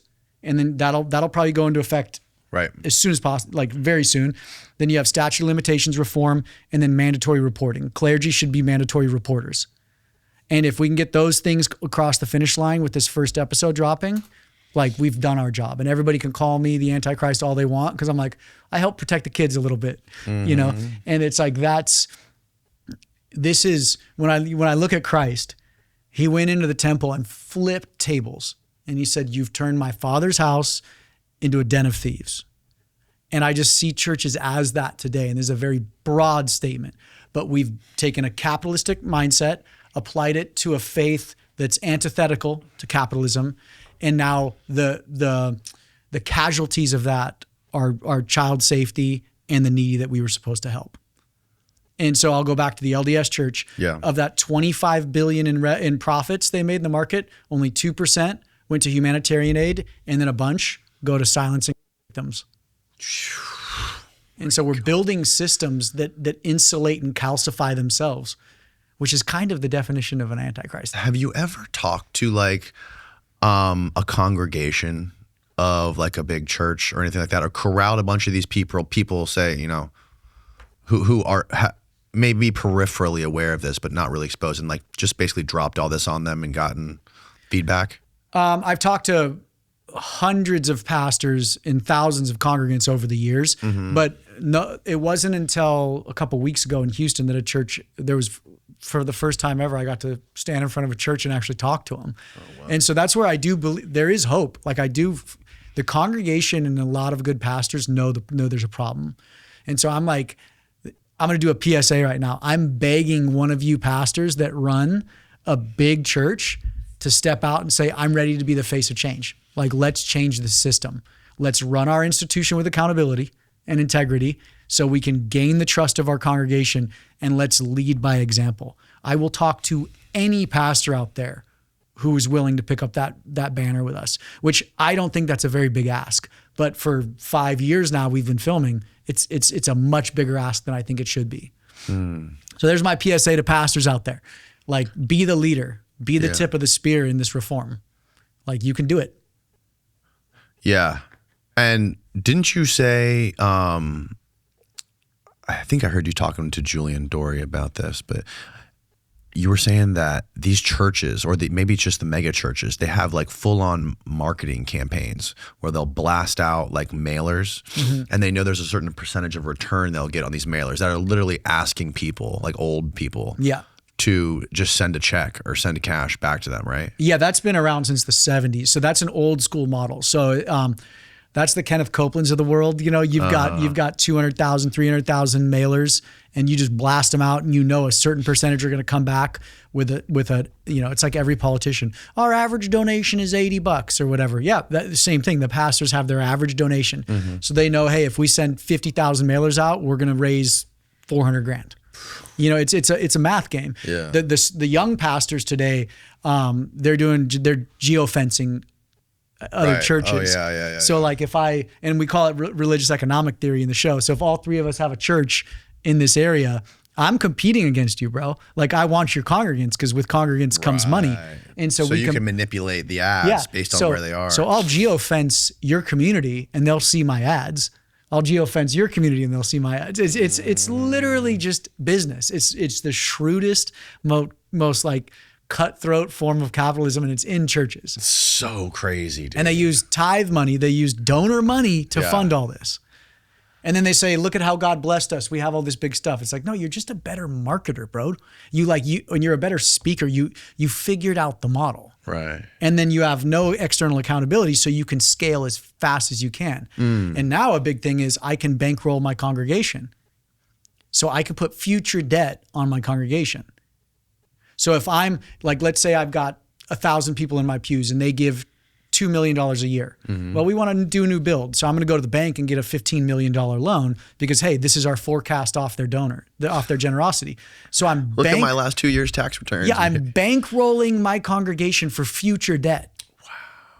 You're leveraging them to buy more real estate. It is the biggest racket. And then people look at us and they go, you are tearing down the body of Christ, Nathan. And I'm like, I don't think I am. I think we're just saying, hey, there's a lot of really dirty business practices in this system.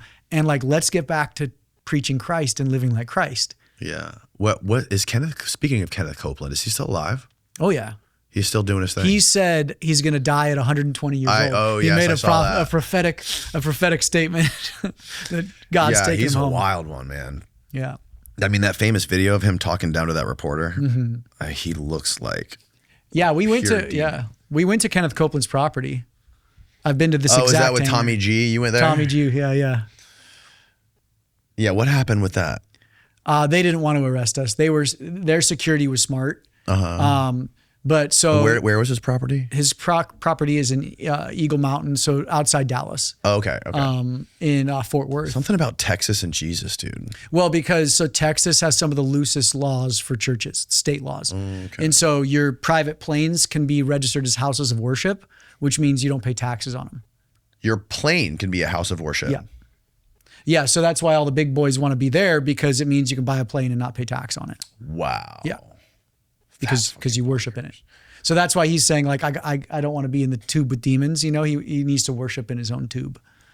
You know, is what he's insinuating.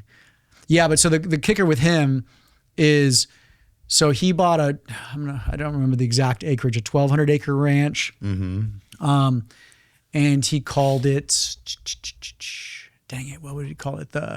We got a copy of the original mailer brochure that he sent out to thousands of people in the 70s. Oh, really? So he buys this 1,200 acre ranch. Try to find that image of that thing. The revival capital of the world. There it is. It's in the show, so it might pop up. The revival capital of the world.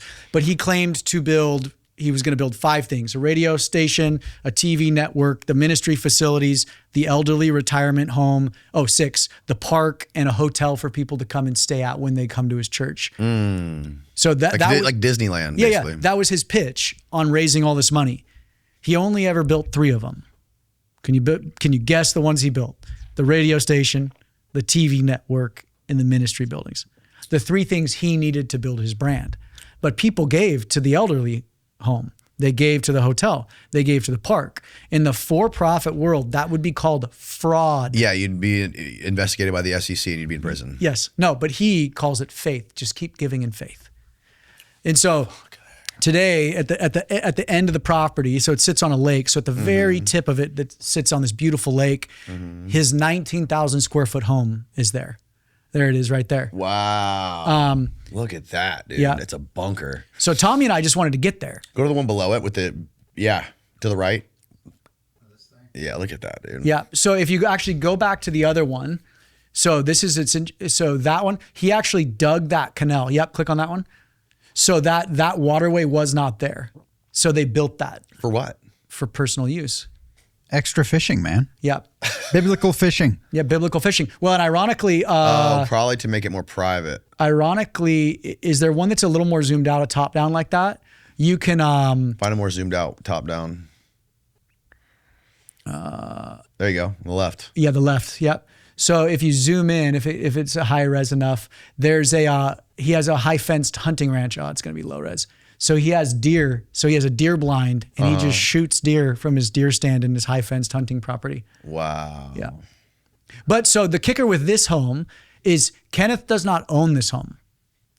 So if you get a housing allowance, you own the home as the pastor, like Ed Young Jr., right? So he's acquiring all this real estate by tax-free housing allowances. But this is different. So this is called a parsonage. So the church can build you or you can buy, the church can buy you a parsonage, which means basically you get to live in it rent-free. So the church owns this house. Kenneth doesn't own this house. So that photo will do if that one's big enough. And so we wanted to see it. Tommy and I were like, let's go see it. No one's seen this house. Right. Like we want to see it. We just want to see if we can even get to it. And so we did, dude. Gates were just automatically opening for us. We made it all the way to that T section above the tennis court. We made it all the way there. And there was the roads. And then there's a final gate there that was a keypad.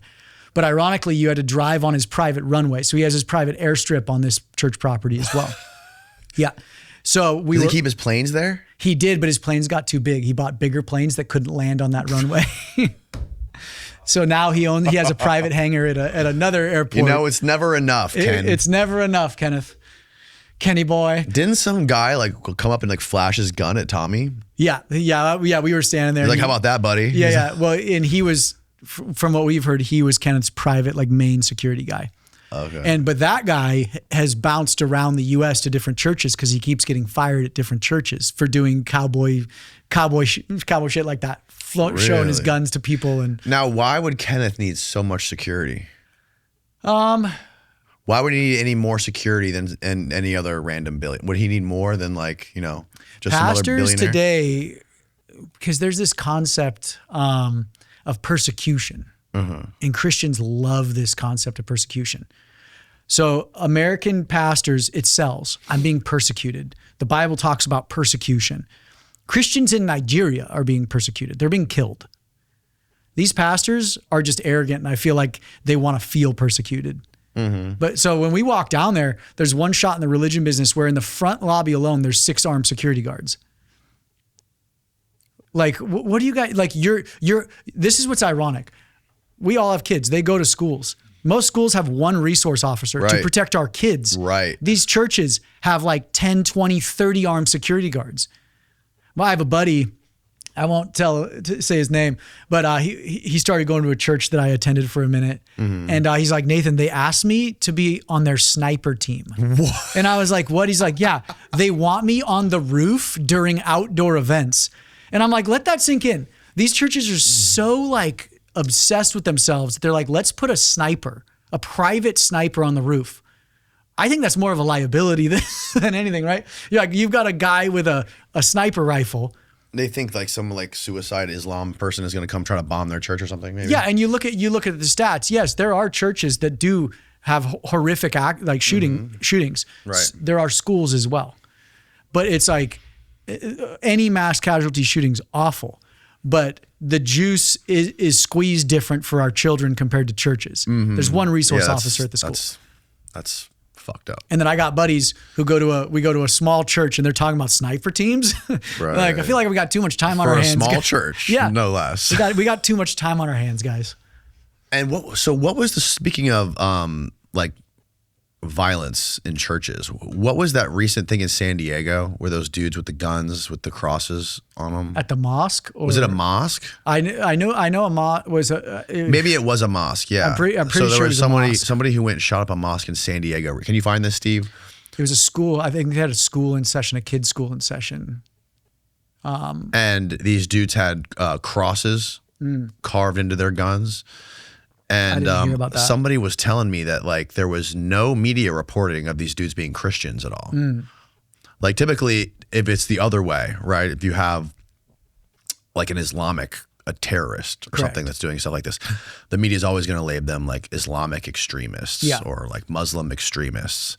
But from what I heard, based on somebody who told me about this, is that all the reporting on this San Diego thing, no one like actually called them Christians. That'd be fascinating. And I could see why, right? Yeah. Oh, wow. That recent. 3 people killed. How many days ago was this? Literally 7 days ago. 3 people killed in Islamic Center of San Diego shooting tried to draw gunmen away from the mosque, police say. 3 people were killed in Monday's shooting in San Diego's largest mosque. 2 teen shooters who have both now been identified by police were found dead with self-inflicted gunshot wounds nearby. Keep going.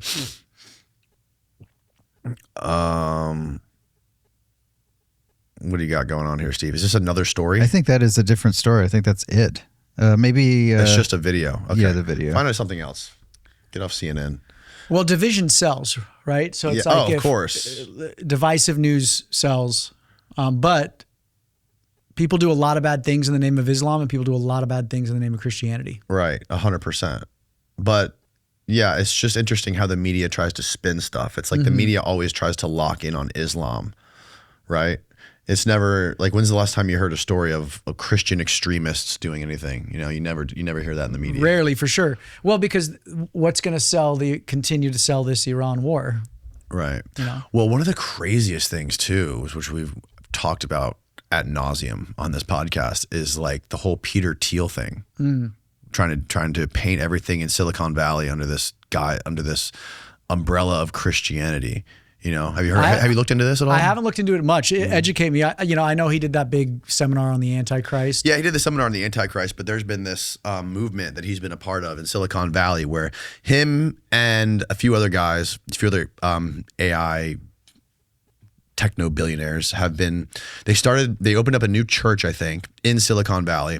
And now, you know, Silicon Valley, a place that's been historically not religious, been godless, you know, is now like everyone in Silicon Valley is like becoming very, very Christian because all of these CEOs and all these business leaders there that are connected to Peter Thiel are encouraging their companies to be more Christian and to go to church. And it's becoming very much part of the culture in Silicon Valley now, which is very interesting to me. Because Christianity sells. They figured out how to package it. You know, it's again, 62% of the U.S. is Christian, I believe, or self-professed Christian. That's 160 something million people. You know, you're talking about find like the New York Post or New Yorker or one of those big articles on that, Stephen.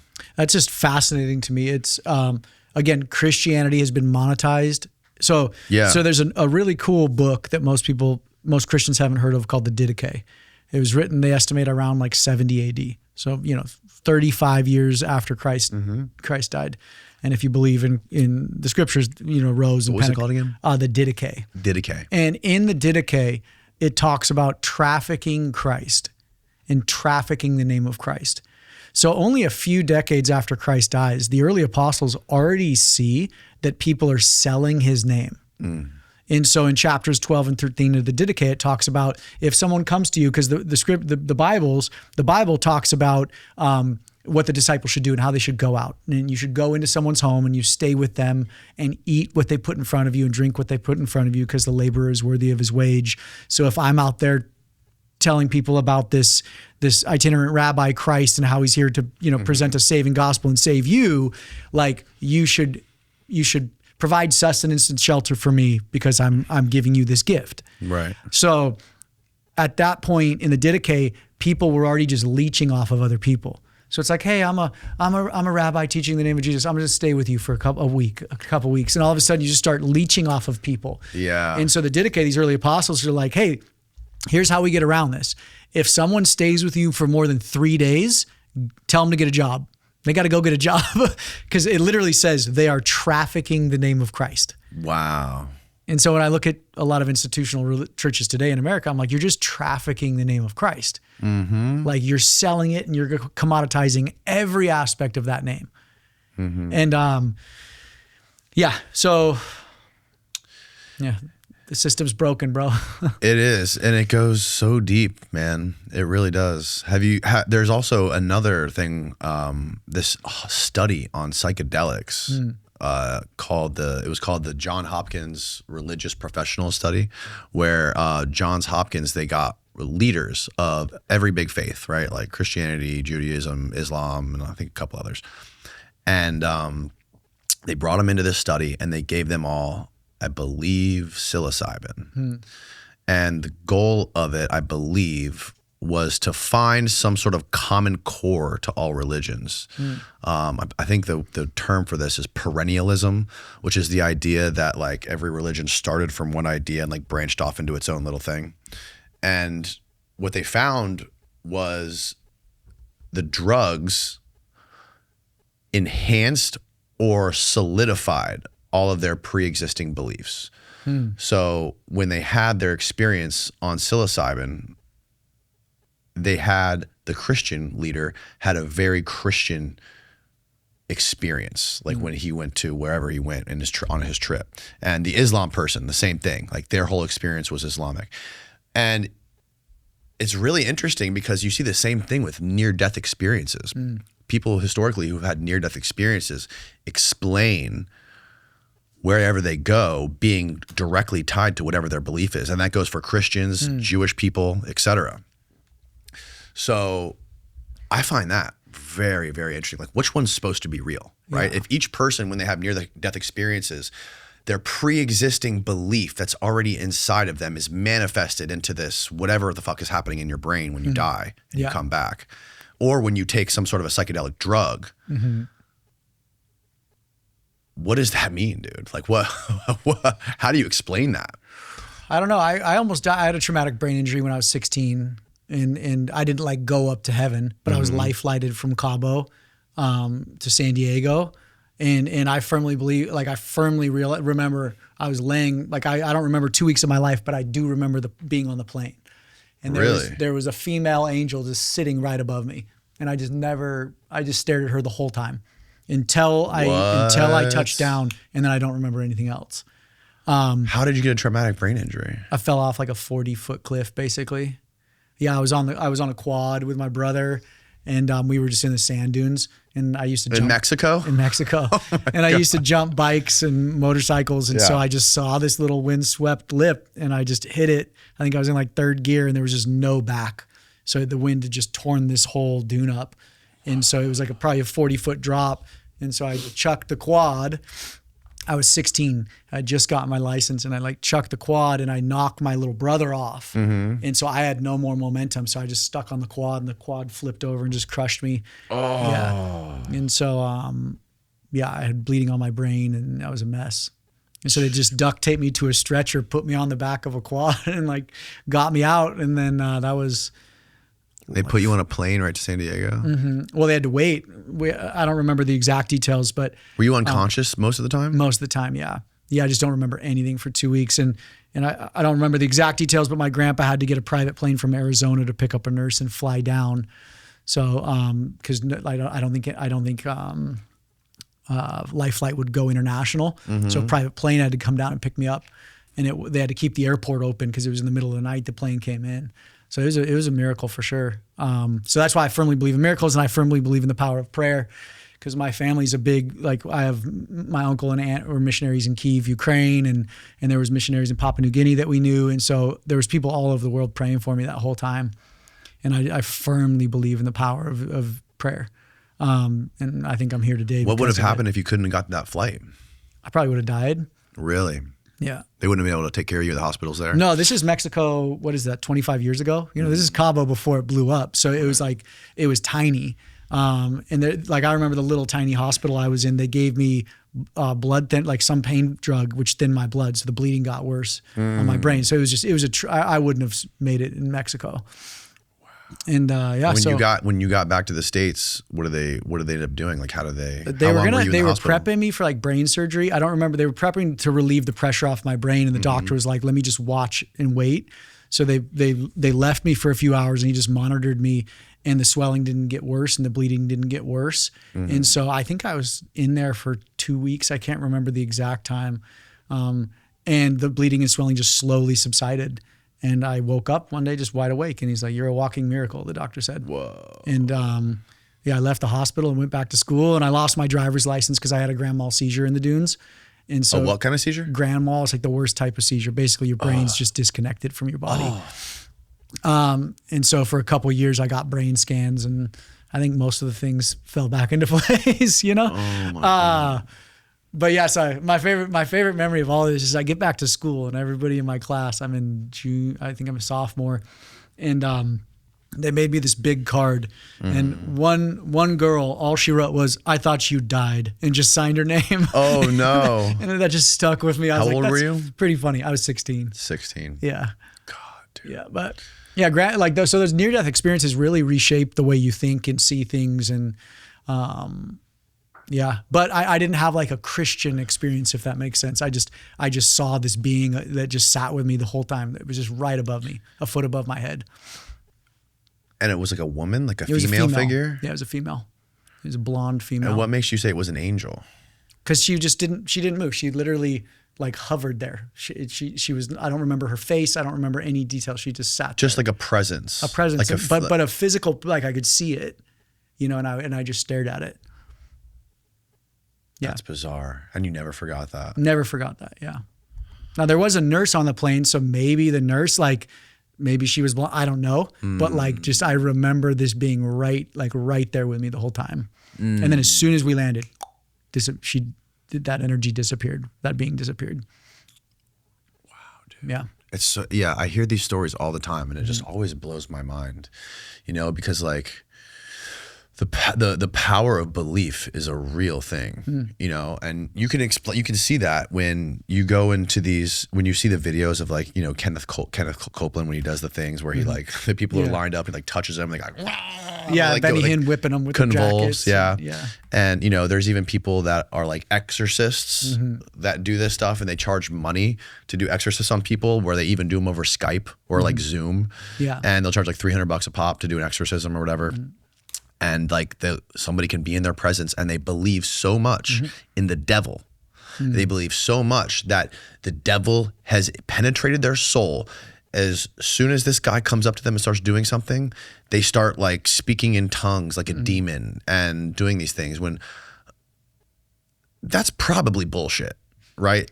These people believe this stuff so wholeheartedly, and this con man is coming in and convincing you're possessed by a demon, that you literally, it affects every fiber of your being. You start convulsing uncontrollably because of your belief.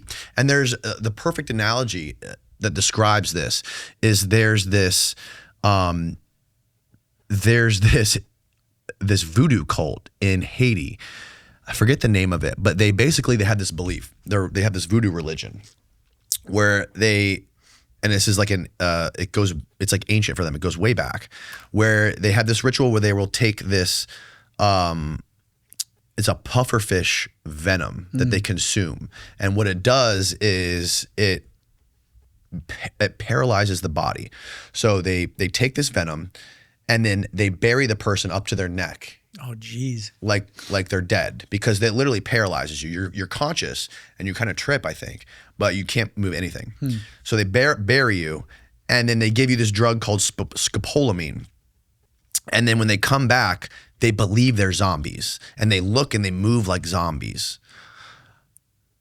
And this religion's been happening forever, and scientists went down to study them. Pharmacologists went down to figure out exactly what they're doing. Anthropologists, they've been studying these guys, this tribe for years.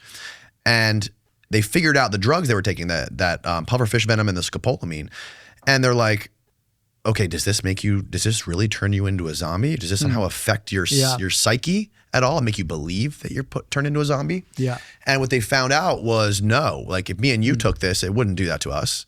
But when you take those drugs in that cultural matrix and with that belief system that's going to happen to you, it literally does this to these people. Yeah. So that has to be the same thing that's happening with these people that are in these churches that believe so much in this stuff. And these people are coming in there convincing them that, when they touch them, they're going to get blasted back 6 feet or a demon is going to come out of them. Yeah, I don't want to knock anybody's experiences, but I agree with you. A lot of this is just stimulus related, but I do think Kenneth Copeland fully believes he's doing the right. He believes in what he's doing. I think Paula White believes that she is, the authority in the Word of God. Like I think these people actually believe it. On the flip side, there's a church in North County, San Diego. We did a video about it a couple months ago. They have this healer come, and he's healed, quote unquote, healed lots of people. And I know 2 people personally that this guy's healed their family members, and then the family members have died. And there's video in the post about this of this healer praying on this man, and he's saying, your cancer is out of your body. In Jesus' name, your cancer is gone. You are healed. So this man firmly believes his death sentence cancer that he's about to die from is gone. So he's not taking his treatments. He's like, I'm healed. Wow. Dies. My friend's wife, really sick. Same thing. This guy's coaching her, saying, hey, you have the faith. You're going to be healed.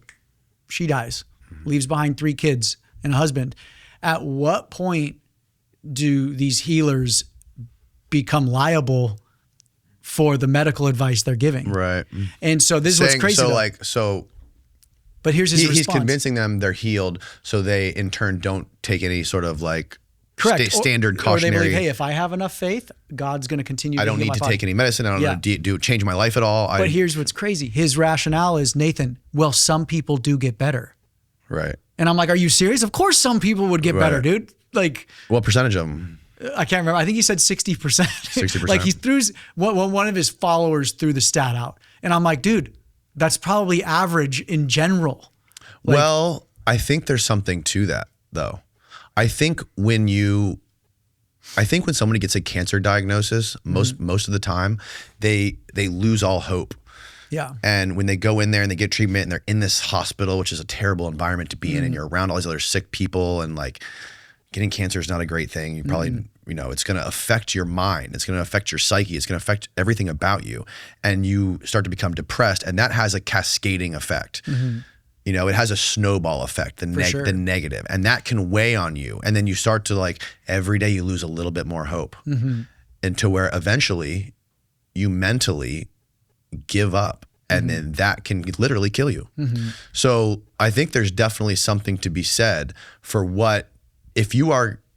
it's better to be in the mindset that you are healed, that you are miraculously healed, right? And compared to thinking I have this, this terminal illness, it's a death sentence, I only have this much time to live. I guarantee if you took 100 people and you put them in a study and you took half of them, like a placebo control thing, that have the same cancer, you say, 50% we're going to tell them that they're healed by God and they're going to live. The other 50% we tell them they're going to die. I guarantee, I would be very curious to see the outcomes there. I would agree with you on that. That probably is you could probably perform that study in this group it's like yelling at a plant for, first putting Mozart and letting the plant grow, right? Those studies are real. But at the same time, you're claiming you've healed these people and then they die. It's a problem when you're doing it that way. Yeah. I don't think that's your power, bro. Now is mindset a real thing? 100%. I always tell people in all this arena, whether that be exorcisms or deliverances or healings, it's like I can only speak from my perspective, but I firmly hear God when I'm quiet and when I'm meditating and praying and reading this book. That's when I feel his presence, and that's when I see actual transformation in my life. Me going to these big loud rooms and being around people and singing songs and getting emotional, that makes me feel good. you know, but I grow when I know the word and when I know what it does to me and how it transforms me and sanctifies me. And so I actually, as I get older, I get quieter and quieter with that book and with my prayer and my thought, which is that mental exercise of like, God has me, right? But the beautiful part is like, it's a beautiful, painful part. But like when Christ, the book claims that when Christ knew he was going to the cross, this guy who's technically God incarnate, per the scriptures, he sits there and he goes, God, take this cup from me, man. I don't want to drink this cup. And he's talking about getting crucified. And he's like, I don't want this cup. Like, I'm not ready for this. When he's on the cross? No, right before. Right before they come and arrest him in the Garden of Gethsemane. So he's sitting there and he's praying and he's going. There's a lot of speculation about that. Oh, passage. is there? But, have you read it? No, it's beautiful though, because he goes, but not, and this is where I'm going, not my will, but yours be done. And that is the biggest arc of Christianity, is it's not about me. So it's like, yeah, I want to live a big, beautiful, fulfilled life and see my children age and see grandkids and do all that, but it's not my will. Like, so use me in this moment, God. Yeah. And like, you know, the way Christ tells us to pray, give us this day. Like, God, give me today. That's the only thing I can see. Everything else out there, I'm not stressed about. I'm not stressed about tomorrow because I can't stress about it. What is that going to do? How is that going to benefit me at all? You know, and so when I see these healers, it's like you're focused on I believe they're focused on, and these exorcists and all this, you're focused on the wrong outcome. It's like, it's not about me. Right. And like, that's the beauty and that's the differentiator of, I would say, of Christianity compared to all other religions. Yeah. Is there's major differentiators. And all these people too, all these tech people, these tech bros who are like becoming super Christian, and they also at the same time they want to live forever. Well, but see, that's so they want to put their brains in a vat, and then the book talks about Satan coming as light. You know, Satan isn't going to come as this devil with horns and a red cape. Right. He's going to come looking and sounding like this book, but he's not going to be the book. Interesting. He's going to shift the truth just enough to, hey, you can live forever. This is what the second coming means.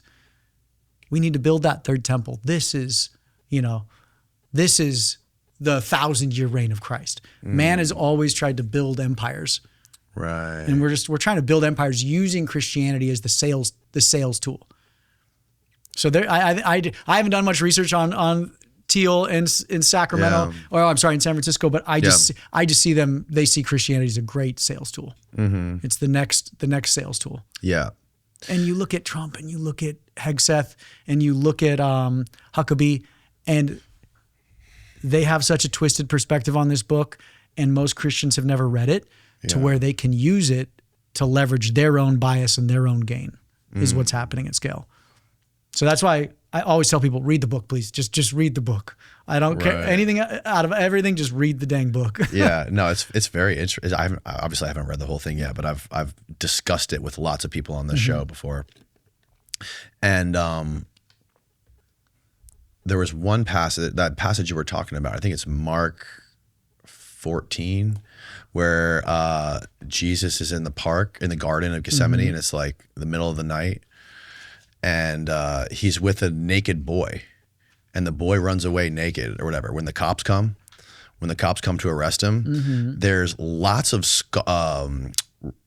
classical scholars and Greek scholars and religious scholars in general, that there's this like underground war over what this passage actually means. Not what it means, but like, why would they put that in there? What was happening in there? And so when he gets... Is it Mark? Could you... Or I can it's Mark. Is it Mark 14? Yeah, pull it up. Steve can pull it up. Mark 14, what was the verse, do you know? 1451? 14... And now a certain young man following him. Yes, that's it. Was that right? Dude, you nailed it. No Mark way. 14:51. Wow. Now a certain young man followed him, having a linen cloth thrown around his naked body. And the young man laid hold of him, and he left the linen cloth and fled from them naked. Yeah. So what's the? So there's people that have questioned, what was Jesus doing in a park at 1 a.m. with a naked little boy? You know, the young man. There you go. Wearing linen cloth, fled naked. And then allegedly, I've done a whole podcast on this segment Who of the have you Bible. talked with about it? And I've talked with religious scholars. I've talked with classical scholars. I've had 2 classical scholars debating each other on people that literally dedicate their whole entire lives to translating and reading ancient Greek. Yeah. Because when you read the actual Greek, it's crazy. The words in Greek can have multiple meanings. For sure, yeah. Love, you know what I mean? Multiple meanings in Greek. So when Jesus was arrested and the cops come, the Roman cops, he goes, "Why are you coming at me like I'm some laestace?" So the word laestace has multiple meanings. It can mean a pirate, which also can mean a human child trafficker. So allegedly, when Caesar was kidnapped as a kid, the pirates that kidnapped him, they were like human traffickers, and they took him. He was a child. And then he said, "You guys are fools," or whatever. "You guys need to return me," or whatever. There was a ransom that was paid to get him back. And then as soon as they returned Caesar, he went out and hunted them down and he crucified them. And they called them laestace because they were traffickers. So Jesus is telling the cops, "Why are you arresting me like I'm some trafficker," or something like this. And he's in a park with a naked kid. So there's all kinds of weird speculation about this. Like, what was Jesus really doing? You know, and we had one guy on here who thinks that Jesus was literally tripping on some sort of a psychedelic drug in the garden and using the boy's bodily fluids as an antidote to get over the drug. That sounds pretty speculative. Like there's scholars that debate this shit. It's wild. And then there's this author named Lucian, who writes all about viper venoms, like antidotes and stuff like this. Yeah. And I've read a little bit about that. So in the ancient world, like snake bites were very common. People were always dying from venoms from snake bites, right? Yeah. And like even the Surgeon General of the Roman Empire, Marcus Aurelius, wrote all about this stuff. And they were constantly coming up with antidotes for snake bites. And like the emperors would take these drugs, these cocktails of venoms, like low dose venoms to boost up their immune systems. So because people were constantly trying to get assassinated using venoms, right? Yeah. So the emperors were paranoid they were going to get killed. And Lucian was saying, I forget exactly what it was. There was a specific word because Jesus is on the cross and he's very thirsty. Yeah. Right. Yeah. And apparently those viper venoms make you like extremely thirsty. Like one of the symptoms of being bitten by one of those vipers that were in that area, that part of the world, was like extreme thirst. So like apparently what Lucian was saying, who's another author, I forget, I think he was like maybe 300 AD, 3 to 400 AD. Okay. Was speculating that there could have been an antidote to the venom on the sponge, but Jesus refused it. Okay. But like, take this all with a grain of salt. For sure. It's just interesting how there's so many authors from the time of Christ, like through the centuries after Christ, that were writing and hypothesizing about him. Yeah. And there was even people that were trying to discredit him, people that were trying to make up ancient propaganda about him. And this is the problem with ancient texts, in my view, is that you can read all this ancient Greek work that has been written through the Greek right now over the centuries. Yeah. And it's like, how do you know what is like an ancient tabloid that's, trying to assassinate the character of some figure or some political figure or some religious figure or whatever it is? Yeah. Like, you can't just read something and be like, aha, this must be true. 100%. Well, that's why the pendulum of Christ that I talk about is so fascinating. Yeah. Right. Because people will say, "Oh, Nathan, this New King James translation is the infallible word of God." Some people say the NLT is, Nathan. Right. And it's like, no, to your point, Greek has multiple, like I love diving into the Greek because there's even words that don't, like John 1:1 actually ties really closely to Hebrews 6:1, but they use different words, but the Greek is the same. And you want to know what, there's another whole layer to this, bro. There's dictionaries that exist that their whole goal is to change the meaning of words. So like I've had people on here debating the meanings of shit in the Bible, and they'll be like, well, the one guy will say, no, this is what it means. Look it up in the dictionary, on the TLG, right? The Greek dictionary. We look it up. He's like, okay. He's like, no. You got to go to this dictionary. You got to go to my Mormon dictionary to find out the real meaning. Like, dude. But that's the beauty of Christ is you can be a literalist and believe everything, You know, because I've heard, oh, Nathan, this is just a great example of how the Gospels are accurate and they were their own interpretations of what they saw. Because if everybody had written that same thing, that means they're copying each other. But the fact that Mark or whoever wrote Mark, most likely, like, that is a sign that, hey, this is authentic to Mark, to the book of Mark, right? And so that's the argument I've heard there. But that's that's why the pendulum's so fascinating to me. Yes. Because nothing like this scares me about my faith. Right. Nothing, and it shouldn't. No, nothing about me questioning the institution scares me. It actually deepens my faith because I'm like, ooh, man-made traditions are just man-made, actually. It's just fascinating on every level. But we cling to it like nobody's business. Nathan, that church, that business, that institution you were raised in, you're attacking it. I'm like, no, I love the people in that building. I want to actually preach and teach some truth, some biblical truth to them about kind of what that building actually is. You know, and Christ talks about it, you know, the blind lead the blind into a ditch. It's like we have scales over our eyes because we love our own traditions and our own biases. And as soon as those are questioned, the problem is, hey, if I've given to this church all my life, I'm an idiot. If all of a sudden they're taking advantage of me or the system's taking advantage of me, I have to admit, man, I've been taken advantage of. And that takes humility, right? To be able to say, dude, I've been given to this system and they've kind of been robbing me. You know, and when you look at the institutional church, 6 cents of every dollar given, only 6 cents goes outside the walls to actually help the people that Christ told us to help. Yeah, it's crazy. And that's what's like and I want to listen to some of these podcasts that you have because I'll send them to you. Yeah, They're love fascinating. the debates because again, it only deepens my faith because I'm like, I actually want to know as much as possible and I want to live like Christ. Like in my opinion, there's no more ultimate way to live than live for others. And so it's like, sweet, if I can do that, home run. That's a very good message. Yeah, and someone said, well, Nathan, what happens if it's all a sham? What happens if like it's not real?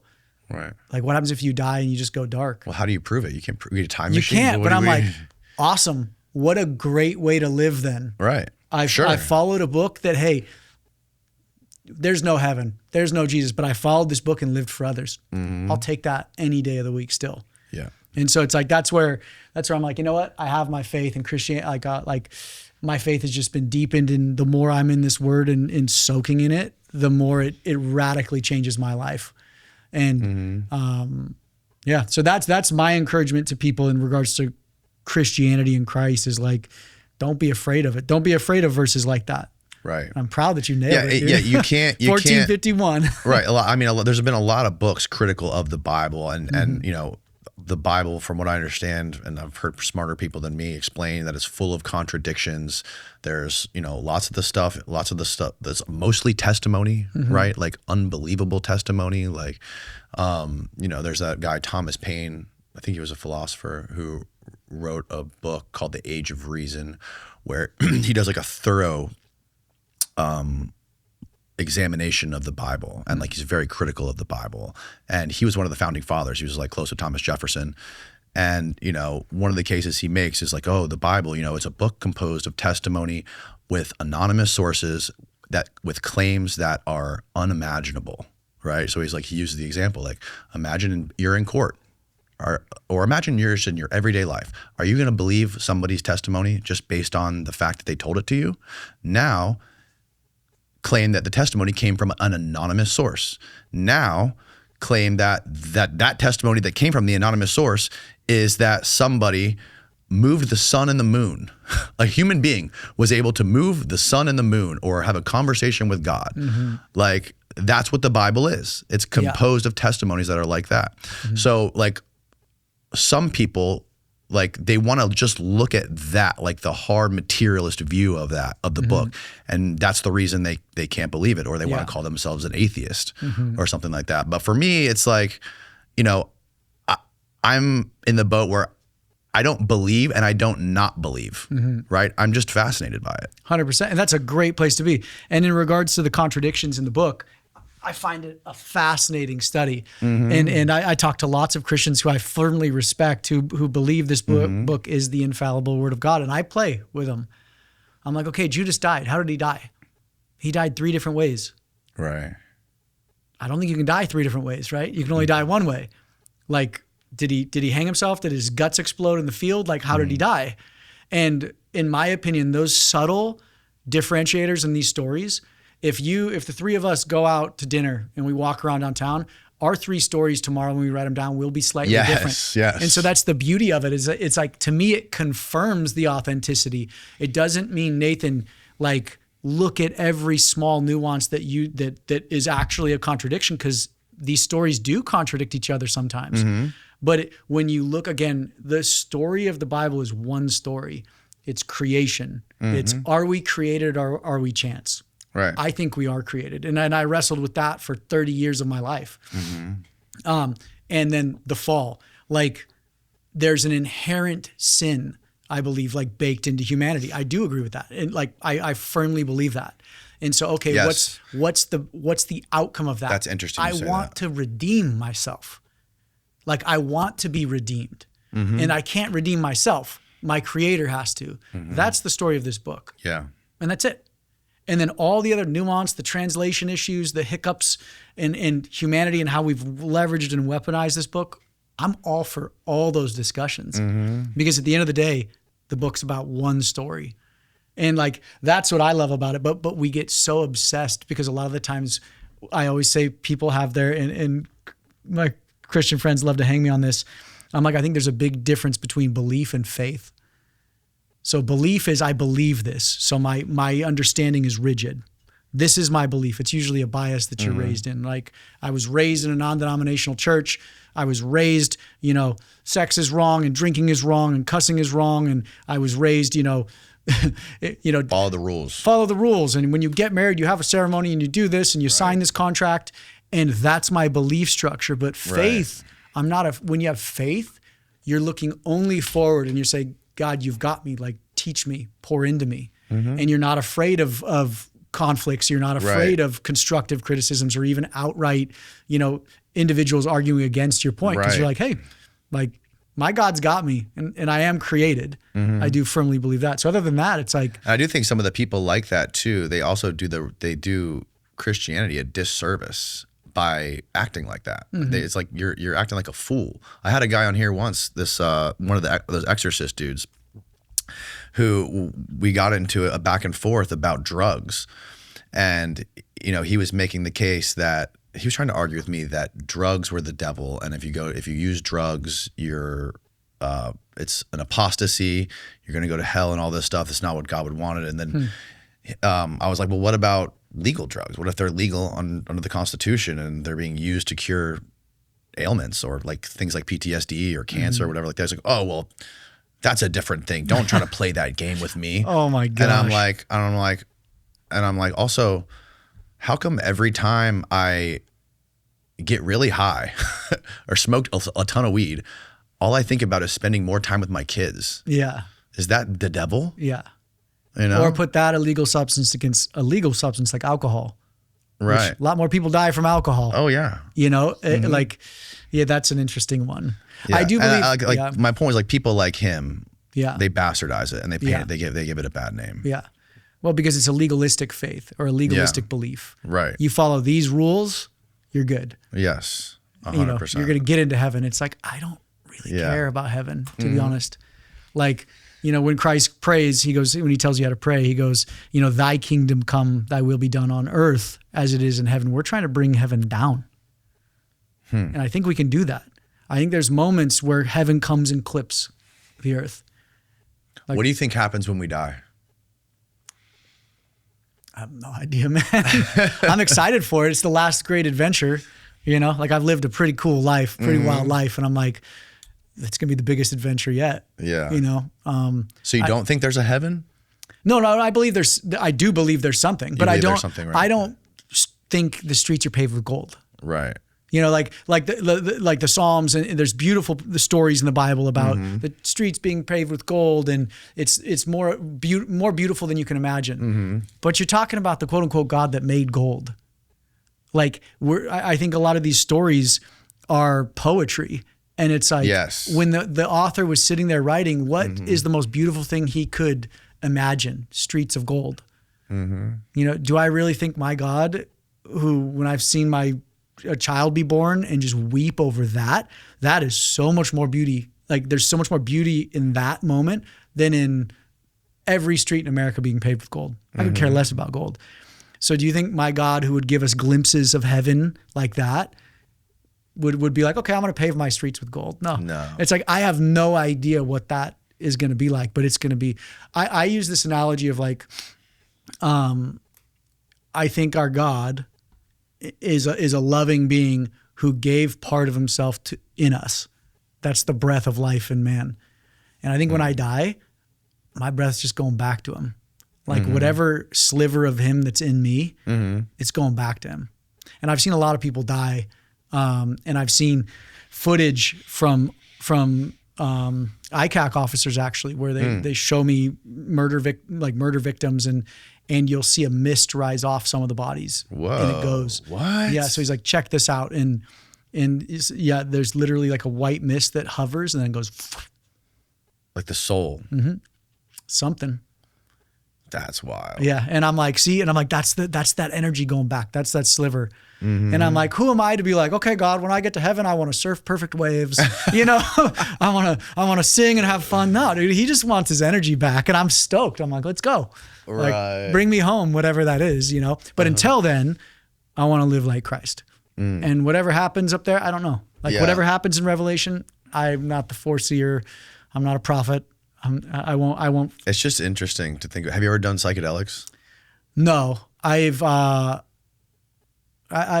my 20s, I had fun, but I was terrified of psychedelics because my mind is already super jacked up. You never tried psychedelics? No. I've had a lot of friends who have. Yeah. And we have this discussion a lot because I'm like, I think my business partner does psilocybin. Don't quote me on that. And he talks about like how he's had great experiences. And I know a lot of military, like people in the military that have come out and gone down to South America and done ayahuasca, and they come back like transformed. I know victims who have done that and they come back like literally transformed. Yeah. And I've gotten to talk with a lot of them, and I'm like, there's something super healing about that. Since I've, like I said, I was an idiot in my 20s. Like, I'm very glad to be here today. Yeah. But when I look at drugs and illicit substances, even alcohol, like, because I love a good tequila, but I'm like, I think God gave us the power to work through all of that. Yeah. In meditation and in prayer, if that makes sense, and in silence. And that's just my take on it is I think, who was I talking with? Do you know Blurry Creatures, that podcast? Luke Rogers, Aaron Rodgers. They talk about Nephilim. Aaron Rodgers? Aaron Rodgers' brother, Luke Rogers. Blurry Creatures, great guys. Talks about Nephilim and shit? Yeah, they're obsessed with the Nephilim and the Apocrypha. They're great. That's amazing. But we were talking with them, and they're like, yeah, we feel like, I can't remember if it was Luke or his one of his counterparts, but they were like, yeah, I feel like it shortchanged the payoff of the healing, so to speak. Shortchanged the payoff. It rushes the process. Right. Like there's beauty in the struggle. Yeah, yeah. Like I sat with one of my close friends last night with my wife, and we went to dinner, and he just lost his wife, and he's he's just like exhausted and beat up, and he's like, I'm so, I can't remember the exact language he said, but he's like, I'm in so much pain, but I know like God is sitting here with me. And oh man, my wife brought up a Spurgeon quote, and it was basically about, in the darkest moments, like that's where the biggest growth happens. Yes, that's totally and it's true, like, so you don't want to shortchange that. Like don't ignore it. Don't try to bandage it. Yeah, like sit in the pain. Like your creator's sitting there with you, and that's when the growth truly happens. So I'm just saying, like, I don't know if psychedelics shortchange that at all. Because I've been in some really, really dark moments in my life where I just sit there and I like feel the weight of eternity and just resting on my shoulders. I'm like, oh, this is real. Yeah. Because like when I'm reading Revelation, that was the first thing I thought of when I was reading that. Drugs? I'm like, are these dudes on psychedelics? Yeah, for sure. Like, how else do you explain this? Yeah. How do you rationally explain this? Like, are they making it up, or are they on drugs? But when you think or about, are they fucking aliens? yeah, he talks about, John talks about like being pulled up in the spirit. He talks about his spirit being pulled up. Mm-hmm. And it's like, there's moments where you have these out of body experiences, where it's like, I feel like John was on some massive trip, whether drug induced or not. Right. But he's sitting there and being shown this, this revelation. It's like, that's a pretty powerful trip. But I feel like, again, as I get quieter in my life and as I like meditate on the scripture more and I pray, I'm like in constant prayer. I feel like my life is a prayer. Like I'm actually seeing so clearly. For the first time, not for the first time, but I'm seeing patterns and I'm seeing things. So I almost feel like there's moments where I'm in the spirit too, if that makes sense, where I'm quiet enough, where I'm like, oh, I see you, God. I see the path. And we call them breadcrumbs in the religion business. But like, I feel like I always talk about in the show, God like would put a breadcrumb in front of me and I'd walk and pick it up and be like, ooh, and eat it. And then there'd be another one, but now it's like, I see the trail more. Yeah. And I'm like, and I feel like that's what the will of God is. And like, so I'm like, oh, I see the will of God. And it's sometimes not to my benefit, but I'm like, oh, I see it and I see where I need to go. And so I like yearn for that feeling now where I'm like in lockstep. I'm like, oh, I see what you're doing with me. I see where you need me to go. And sometimes it's good for me. Sometimes it's not, but I see it and I'm going to walk that path. Can you give me like an example of one of those moments? Yeah. So what is sin? I'm going to back up real quick. Like when you translate sin, it just means missing the mark, like an archer. Okay. I'm looking for that bullseye. So what's the bullseye? This is what I ask most Christian friends and they can't answer. And I'm like, well, you have to know what the bullseye is if you're talking about sin. Yeah. I think the bullseye is the will of God. It's if I'm in lockstep or behind God and I can see the bullseye, that's where I'm being used. That's where I'm safest. So a good example is so God is the bullseye. God, His will. His will is the will of God. So when Christ says, prays in the garden, like take this cup from me, but not my will, but yours. Christ is showing His humanity, going like, I don't want this. I don't want to hang on this cross. It's going to be brutally painful. Like take this from me, but not my will, because He's saying this is my bullseye. I don't want it, but your will. And so if the bullseye is me hanging on a stake of wood, I'm going to do it. And so that's what I mean is like, it's like, okay, like how do I get in line to the will of God? Like how do I click in? And it's I have to completely drain myself of Nathan. Like Nathan can't, my desires, my flesh, like it has to be totally drained out. And that's when I feel like most in line.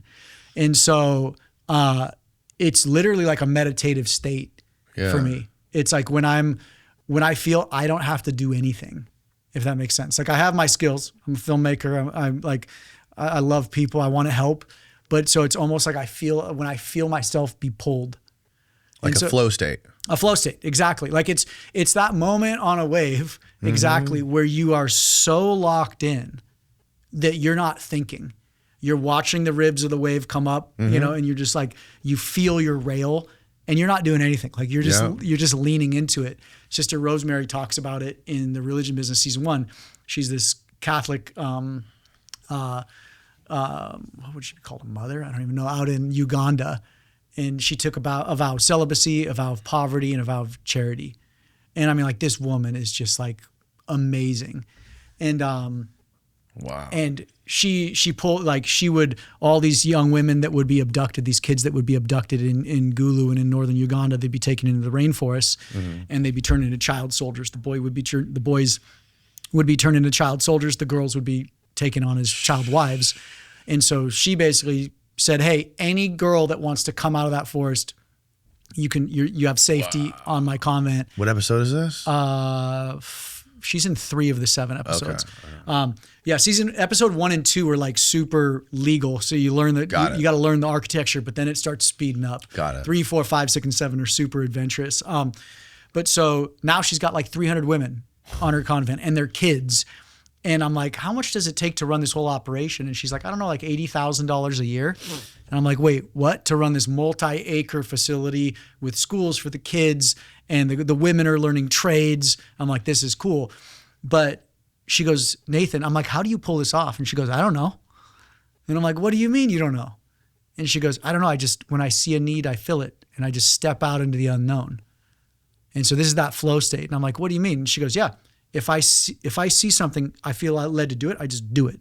And I fall into the unknown. And that's where I find God. Because God is the unknown. Because he's been there before. He's everywhere. And I'm like, holy crap, that's where I want to get to. That's that flow state where you feel so locked in. And I see Sister Rosemary and she's so locked in. She's got the biggest smile on her face, you know. How does she pay for all that? Donors. She doesn't get $1 from the Catholic Church. This is what's so crazy. What's her mansion look like? Oh, it's I've been to her it's one room in like a building. And this is my favorite part too. I'm like, okay, Sister Rosemary, so we're in Uganda. She shows me this beautiful space. Yeah. And she's trying to get it to actually where it becomes break even. This is a brilliant model to where she never asks for $1 again. And so I'll get to that. But I'm walking around with her and I'm like, hey, where's your church? Like, where do people worship? And she goes, you don't want to see my church building. And I'm like, why? She's like, it's a storage facility. And I'm like, wait, what? She's like, yeah, that's just where we keep all our boxes and stuff. And I'm like, well, where do you worship? And she's like, everywhere. She's like, right now. She's like, I go and pray with the girls. We do this. She's like, we don't need that. Like, we need places to store things. So the building is where we store things. Wow. And I was like, that is so awesome. She's so busy outside the walls of the church. She doesn't even have time. That place is a storage unit for her. And so what was the other? Oh, so this is what's cool. So she needs $80,000 a year right now to run the school for the women. She keeps 300 women full time with their kids in school. And then she also has an orphanage in a town away, and then she feeds a couple hundred orphans in South Sudan. And so everything has a little cost, but she's like, yeah, we just started a farm. And so in a couple of years, the farm's going to be able to feed all the kids in Sudan. And then the women learn to make clothes at the school. So we sell the clothes in the markets. And then we also have contracts with the restaurants. So we make their aprons and their shirts. And I'm like, and then she has a little auto body shop. And I'm like, and then they have a restaurant on site that the public can come in and eat at. And she's like, yeah, I want to get to the point where we never have to ask for $1 again. And I'm like, this is cool. You've flipped the model, right? Because right now you go into an average church and the average leader will say, hey, I'm not going to give you a fish because you need to learn to fish for yourself, which is a good, hey, teach a man to fish. But what is the institution doing? Give us all your fish. We need fish constantly. Give us your money. Give. And we've created an institutional model that is so donor hungry. It's literally just beggars, 400,000 beggars. Whereas you have women like Sister Rosemary who are like, we're going to flip the model. The husband and wife in Rio, remember in Brazil that I told you about, they never took $1 because they're like, we're going to make bricks and we're going to teach people how to work. Like the model is just flipped. But so it's just so anti-Western society. Correct. You know? Well, and that's the thing is when we look at why it works. Yeah. Well, when we look at our culture, it's like in our institutional structures, I don't like everybody's like, oh, you hate on pastors. I don't. They're byproducts of the system they were raised in, just like you and I are. But we have to be hopefully wise enough and discerning enough to step back and look at the systems we play in and say, how can we better this system? And for churches, it's how can we bring transparency back into the financials? That shouldn't be a big question to ask. For politics, how can we clean up our government so foreign lobbies aren't buying us out? Right. You know, these shouldn't be difficult questions to ask, but for some reason they are. And so, we're here. People always ask me, they go, okay, you have this unquenchable desire to call out pastors. And I'm like, it's very quenchable. Like, just bring reform into the system, bring transparency into the businesses, and you will never hear from me again about this. Like, that's all I care about. Like, just bring transparency into the financial system. That's it. I'll be gone. I'll go surf Rincon. I haven't surfed much in 5 years. I'd love to be surfing. What can like everyday people do? Like everyday churchgoers do? That's a great question because we have a lot of people. So we started an online Wednesday night like meeting where my biblical mentor comes on and just teaches for 20 minutes. And then we have this big conversation. and it'll usually last about 2 hours, and it's awesome. And a lot of people are like, well, I don't like, should I leave the church? And I say, no, don't leave your church. It's your job to reform that church. Like, it's your job as a leader and as someone who sees the problem to go back in and say, hey, we need to clean this up. Right. And so my encouragement to people is start asking questions and look at your pastor and say, hey, when you ask a pastor, hey, what is your salary? And they won't tell you, say, I understand that this is nerve-wracking and scary, but you got to do it. Like, when you look at industries in the publicly traded space, in every publicly traded company, salaries are known. Right. Budgets are known. Shareholders know where the money goes. Right. In the nonprofit sector, donors know where the money goes on the Form 990. In public institutions, in libraries, in hospitals, you know where the money goes. In churches, for some reason, all of a sudden, you don't know where the money goes. I think it's a super nefarious actor behind all this. That is. So here's a big one. Well, let me finish the statement about the church. So as a congregant, it's your job to bring transparency and accountability back. And so pray on it, meditate on it. Like, a church should be regulated and operated like every secular nonprofit. You should file a 990, or at least your donors and congregants should know the basic data on the 990, if that makes sense. And that's all we're asking for from a transparency side of things. And I think we can get there. And I think it's not an unreasonable thing to ask. No. And I think all we need is a couple pastors, like well-known pastors, to stand up and say, I agree. Like, it's a dark industry, a dark $1 trillion a year industry. Let's clean this thing up. Yeah. What would that do if it all became transparent? Dude, it would kick the wolves out. So the people who are in the system that are taking advantage of it would leave. They'd be booted. And then but who would boot them if they're in charge? The congregants. You think? Oh yeah. So here's an example. If you went to a church and you make $100,000 a year, and you've been giving 10%, so you give $10,000 a year to this church, and you've been going for a decade, so you've given them $100,000. Yeah. If all of a sudden you find out that your pastor is making $6 million a year, would that rub you wrong? Me, it would, but I don't know if it would rub everybody wrong. Well, that's what I'm saying. Like the 65-year-old woman who is a widow and goes by herself and literally goes to church 3 times a week, what have you. I feel like there's a huge chunk of people that would just find a way to justify it. So I agree with you on that. So that's where people go, Nathan, who makes you the arbiter? I'm not the arbiter. Right. Just bring transparency in. And if Mama Joe doesn't mind that her pastor makes $6.5 million a year, so be it. It's not my judgment call. But just bring the transparency in. And I do think Christians, and I know this book enough, that Christians would have a problem, because there's this awesome topic that I've never heard a pastor preach on, called sordid gain in the Bible. So basically, misappropriated gain or unjust gain. And when you look at institutions, a $6.5 million salary for being a pastor, a shepherd, is unjust gain. And I would bet 7 out of 10 Christians would just think that is unjust gain. And what would they do? They'd leave and go to another church, and they'd take their money with them. And so it's like anything, pinch the money funnel, and the system will change. Same thing with politics. Yeah. Pinch the lobby funnel, pinch the foreign aid or the foreign lobbying funnel, and it would change overnight. Are there any big forces pushing back against this? Just pastors. Other than like people like you, grassroots people who are trying to expose it? Pushing back for transparency? Yes. Like, are there any people in power who want this to happen?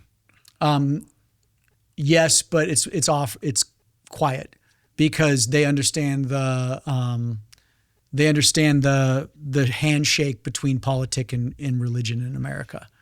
So Phil Hackney, he's in season 1. He oversaw the whole nonprofit sector for the IRS. So basically, the lead brain to understand this whole mechanism. Wow. And he's like, the government's not going to get involved, Nathan. He's like, go clean up your own house, because it would be a death wish for the government, right? Civil war would start. People would start talking about civil war if you tried to reform the institutional church from the politic. Really? So we just need to get, we as Christians need to take control. Who would start talking about civil war? Christians. Oh, have you not? They love a good persecution. If I would bet most pastors, if you said, hey, if the government started filing a 990, would that be persecution of the church? Most pastors would say yes. Wow. And all you're saying is, hey, just give a legally binding informational sheet on where your money goes. And they say that's persecution. No, those Christians in Nigeria being murdered, that's persecution for their faith. What is your take on, there's a lot of chatter online, and the White House just released those alien files or whatever. What do you think, how do you think that affects religion or the church? Or my take on it, a lot of people think that it's going to like destroy religion. I don't think that. I think people are going to find a way to cope with it. And just like I can cope, just how, you know, any person like you can get over a contradiction in the Bible. I think most people are going to be able to cope with the fact that like aliens are real. You know, I think that that's not going to, for most people, I think people will find a way to get over it or get, well, and be what able would to you cope call with an it. angel? What would you call a spirit? Yeah. That can, you know, transfer through realms. I would call that alien. Right. You know, it's like, who knows what's out there? I don't know what's out there. I don't know what the files have. But again, it goes back to that idea of belief or faith. Yeah. Like a belief is legalistic and rigid. I have faith. Like, and I'm excited. Like, show me whatever you got, bro. Like, well, there was this guy who was on, this guy named Hal Puthoff, who was on Joe Rogan's podcast, and he was on a bunch of other podcasts recently. And there was like a huge thing that came out with him. He worked for the government in like the 70s or 80s, whenever Nixon was. And under Nixon, he was tasked to put together a report on what would happen if they disclosed all the UFO stuff. And part of the report was like a pros and cons list. And on that pros and cons list, was like organized religion, what would happen to society and people who believe in or are part of organized religions. And that was one of the cons, is that it would have a drastic negative effect on religious institutions and people's faith and stuff like that. And that was one of the reasons they decided under Nixon not to release the UFO stuff. So I'm always curious to hear people's takes. And there's lots of people, like another professor of religious studies that we had in here, Diana Pasolka from North Carolina.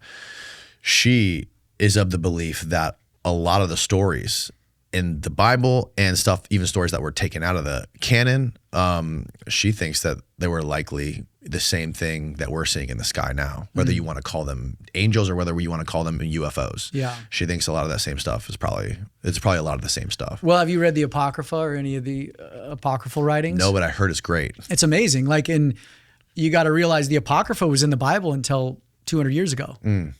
So you had a whole set of books that have been removed from this Bible. Every Christian read those books or studied those books up until a couple hundred years ago. A lot of Christians stay away from that, right? Yeah, and you gotta think why.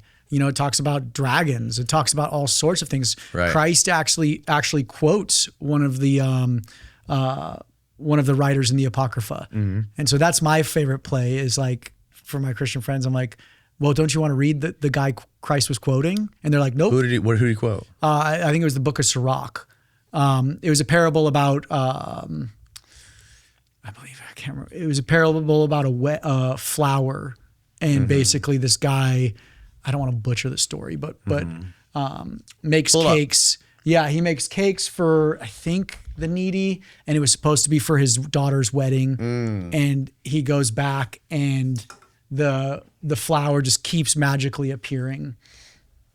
What did you search, Steve? Book of Sirach? Yeah. No, you got to type in Jesus's quote. Yeah, type in story about flower. Yeah, there we go. So apocryphal book of Sirach. Jesus quote. Yeah. The fruits disclosed. Yeah, so all I'm saying is that the Apocrypha is a brilliant set of books, but it doesn't bode well for the modern institution. You know, it's very Yeah. They talk about Nephilim, they talk about giants. It really goes down that. Is the Enoch part of the Apocrypha? Enoch's part of the Apocrypha. Okay, I see. It'd be considered an apocryphal writing. Right. You know? And what's crazy is the book of Jude. Like, you flash forward to the book, right? And this is what's crazy. I read that too. Oh, you did? Okay. Not the book. I read the letter to Jude. Is that what it is? Yeah, it'd be Jude. It was like a one-page thing. Yeah, it's right before Revelation. So this is what's cool about Jude. Here we go, Jude. Yeah, what's he asking for, the soldiers or something there? He's like, give me your soldiers. Well, the crazy thing about Jude is he quotes the book of Enoch. And so it's just fascinating to me that you have books in this Bible that quote apocryphal writings, but people don't want to read the apocryphal writings. Right. And you have to ask why. Like our original, like the 66 book canon's authors want to quote the apocryphal writings. Why don't we at least want to read them? Right. You know, and again, they were in the canon until a couple hundred years ago. And then so you have the infancy gospel where Jesus kills a kid, you know? No, that's not. There is a lot of, there's a lot of gospels that I don't know about, and a lot have been, you know, there's a lot of scholarship on certain books if they were, if they were written by an anonymous writer who was writing under the pseudonym of one of the apostles, decades or 100 years later. There's a lot of stuff. I am not a biblical scholar in that regard. There's far more brilliant men and women out there than me in that regard. But the infancy gospel about Jesus when he kills a kid in the infancy gospel, and then I think he brings him back to life afterwards. I'm not sure. But yeah, there's so many of them. But it's like this shouldn't scare any Christ follower. Right. And again, I go back to that pendulum. It's like anything that comes onto the table, read it and pray on it and meditate on it and, you know, do research on it. Like research is a brilliant thing. Yeah. You know, we've got a lot of scholarship out there, and it sounds like that's what you thrive in, which is awesome. Yeah. I just love hearing people's different takes on the biblical stuff and, you know, the ancient religions and, you know. Well, let's go. Like, I want to get and to like this even one like point. the Eleusinian mysteries is what got me into all this stuff. This book by it was called The Road to Eleusis by Carl Ruck, Gordon Wasson, and Albert Hoffman. And Carl Ruck was a Harvard classical scholar, so basically a Harvard Greek expert. Yeah. And Gordon Wasson was like a mushroom expert. I forget what the word for is it. Ethnobiologist or something. And then the other guy was the guy who made LSD. And they wrote this whole book about the Eleusinian mysteries in ancient Greece, how these people, there would be this yearly thing where people would go to Eleusis, this temple in Eleusis, where they would partake in these mysteries, these mystery rites, where they would consume wine that was allegedly contained this fungus called ergot that grows off wheat, and it would produce a psychedelic effect. And basically the idea is this is where the whole story of death and rebirth comes from. And Persephone. Is this where they found it in the jar? The jars they've traced it into the jars. Yeah, and I think so. They found the psychedelic laced in the jars. Yeah, jars. That's part of it for sure. What is this, Steve? Because this is the infancy gospel. Because you have such a boy, you can't live with us in the village, or else teach him to bless and not curse. No, that's not the quote. Anyways, read the infancy gospel. I'll check it out. I've never even heard of it. It's interesting. Yeah. Yeah, but so there's this idea of, you know, I'm really fascinated with the early church in Acts. Yeah. And, you know, they shared all, and this is that idea of socialism versus capitalism. Socialism and communism don't work from a government perspective. Right. Socialism is an individual perspective. A social ideology is, hey, when I have, and this is in the scripture, when I have plenty, I share. And when I need, someone's going to help me. Right. This idea of social community is. This works with a small village, right? And it works from an individual to individual level, and that's what the gospel is. Like Christ's message is an individual to individual. It's relationship. It's you and me. It's in our God. And so if I see you in need or you see me in need, I will help you. And so when you look at the early church of Acts, and then the early church for the next 300 years before Constantine adopted Christianity and became a Christian, you have to see what the early Christians were doing in Rome to really transform this superpower. So think of dropping 2,000 people in the middle of the U.S. and be like, transform this nation. Odds are it wouldn't happen, right? There was only a couple thousand Christians, Christ followers, after he's crucified, but they go into Rome, and it's because of their actions. They were living out Christ. So what were they doing? They were picking up the orphans on the streets. Like back then, there was no value in life. So if I couldn't afford a baby and my wife just had our seventh baby, we'd just throw it on the street. We can't afford it. There's no value to that life. And so the Christians were picking up these orphans. Same thing with the elderly and the widowed. A widowed woman, an old widowed woman, there was no value. She's a carrying capacity or a carrying issue, right? So the Christians were bringing the elderly widows into their houses too. And the Romans were going like, I'd rather hang out with them than hang out with the individuals persecuting them. Right. Because at the same time, in the worst persecutions, they were throwing Christian kids as meat and sport to the wolves and the wild animals in the Colosseums. So at one moment you had Christians being persecuted, and then you look over the wall and you see these same people you're watching get killed pick up the orphans and the widows and take them in. Right. So naturally the culture started shifting in a positive direction to these people that lived out this message of Christ. So when you look over that, and then what did Constantine do? He became a Christian. He adopted Christianity. Polytheism was slowly wiped out, and Christianity got the resources of their polytheistic gods at that moment. So Christianity for a moment in time became really brilliant because it was like a startup. It had money. So hospitals were a byproduct of this collision of business and commerce and government and faith. So hospitals are a direct byproduct of Christianity. There was no such thing as a hospital before. Yeah. What about the Asclepian temples of 400 BC? I'm pretty sure hospitals and orphanages. The ancient Greek hospitals. There was ancient Greek hospitals. Yeah, the temples of Asclepius, I believe it was called. Pull it up, Steve. Steve, you look like a samurai today, bro. He does. Slaying these web searches. Oh, modern hospitals are heavily shaped. Asclepia were ancient Greek and Roman healing temples dedicated to Asclepius, the god of medicine, functioning as the world's first holistic healthcare centers. Over 300 of these sanctuaries, which combined physical remedies, natural therapies, and spiritual rituals, were established across the Mediterranean. Does it give you a time? What's the time frame? Type in, say, what year? Gotta love AI. Yeah, right. Fourth century okay, so I was Iran. right, 400 BC, yeah. Yeah, so chat says Christianity contributes to something closer to a public charitable hospital. Okay. Caring for the poor, the strangers, and the sick is a religious duty. And so, but orphanage, the word orphanage did not exist prior to this collision. So orphanages were a direct byproduct. And the modern hospital will say, that's interesting. I've never heard that. But so there's this beautiful moment where an organic faith gets the backing of a big institution, right? And so beautiful things happen. Yes. Modern hospitals created, orphanages are spun up for the kids in the streets.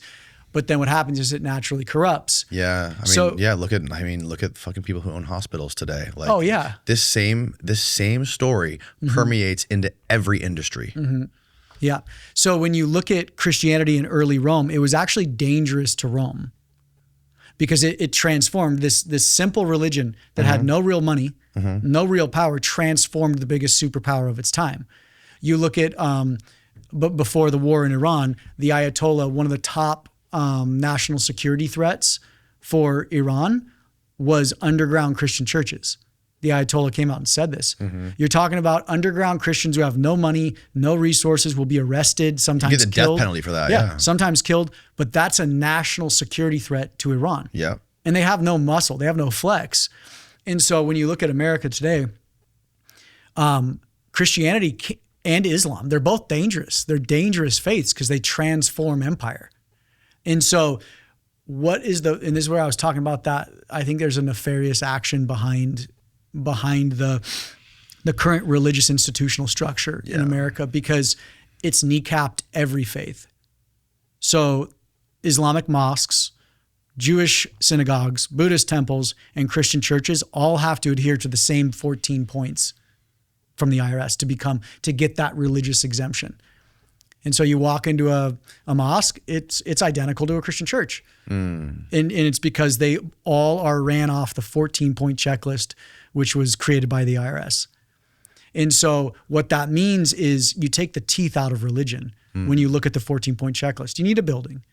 You need a creed, a formal creed. You need to meet at least once a month in person. You need childcare. So it's commoditized religion to be this place that you go. And so what I mean by it's removed the teeth from religion is Christianity and Islam are both dangerous to institutional power because it pushes against the monarchical structure of institution. And so Christianity, you got to kneecap it, and you got to kneecap Islam, because either could take over America. So what do? You put it in a box, this 14-point, you give it a carrot. The carrot to get into the box is tax exemption.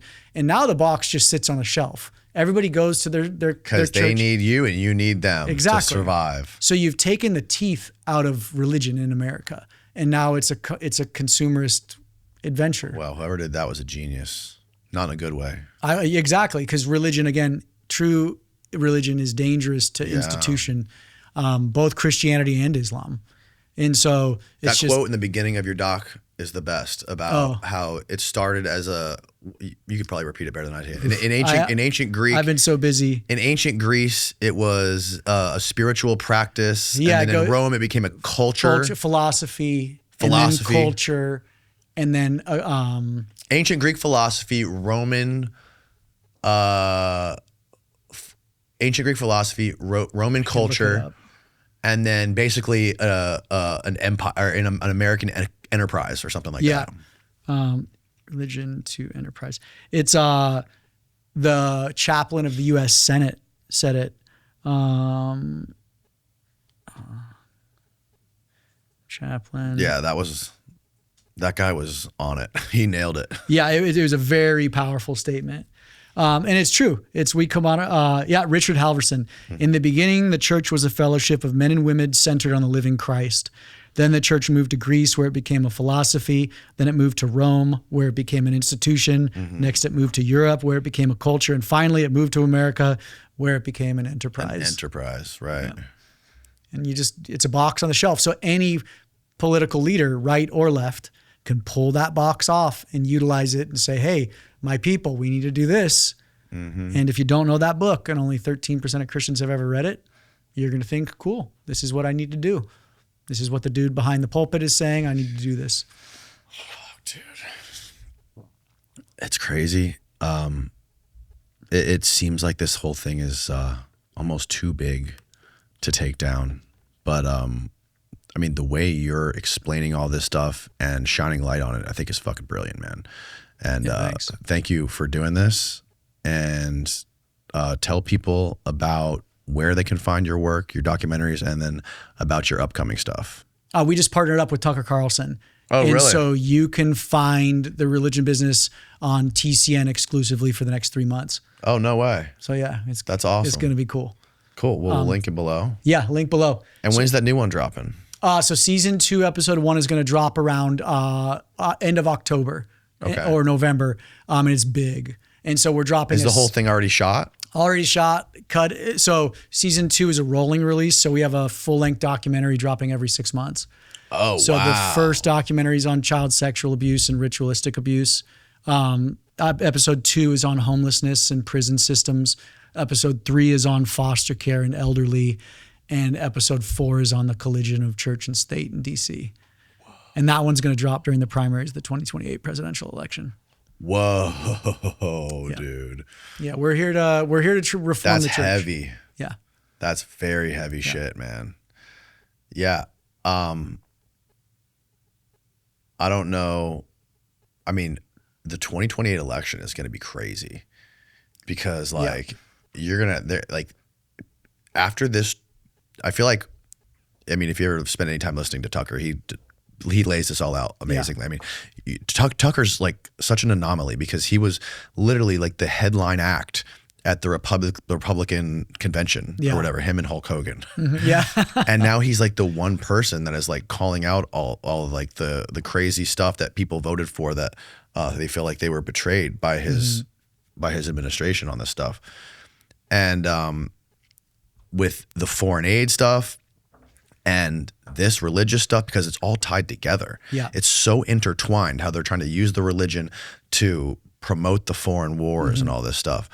There's a lot of people that speculate Tucker could run for president in 2028. And personally, I don't want to see that happen because I don't want to lose the media voice of Tucker Carlson, and you can't be the same thing. You can't, 100%. You can't be the leader and the person giving out the truth. You have to have people that are pushing back against that stuff. But whoever it is, like this is going to have to be, I think, a huge point of what they're discussing when they're running, and it's going to be a contentious point of debate between whoever the people vote for, because this is like something that's really become a big thing that Americans are interested in and that want people to take accountability for. Well, that's my calling. My calling is to separate the church and the state. Yeah. And say these should not be intermingled. And like I said, there's 160-ish million Christians in America. And it's like, I want all of them to read that book before the 2028 presidential primaries. And hopefully, God willing, we're able to influence our Christian brothers and sisters that, there's a lot of wolves out there. And one thing I would love to encourage everybody on is this idea of a refiner's fire. So in the Bible, it talks about a refiner's fire, and you throw everything into this fire, and whatever burns off is just impurities, and whatever's left is of God. And I am all about like this idea of taking this institutional church that we've created, the 501c3, tax status incentives, the religious exemptions, our buildings, everything, and chuck it into the metaphorical refiner's fire. And that means being brutally honest about financials, about ownership, about assets, about salaries, and whatever's left standing is of God. Everything else that burns off is just of men.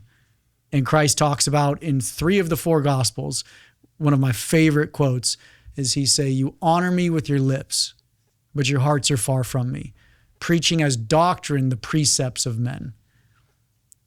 So he's saying, you could say all the nice things you want about me, but you're far from me because you take your traditions and what you've built and you call it doctrine, and it's not doctrine.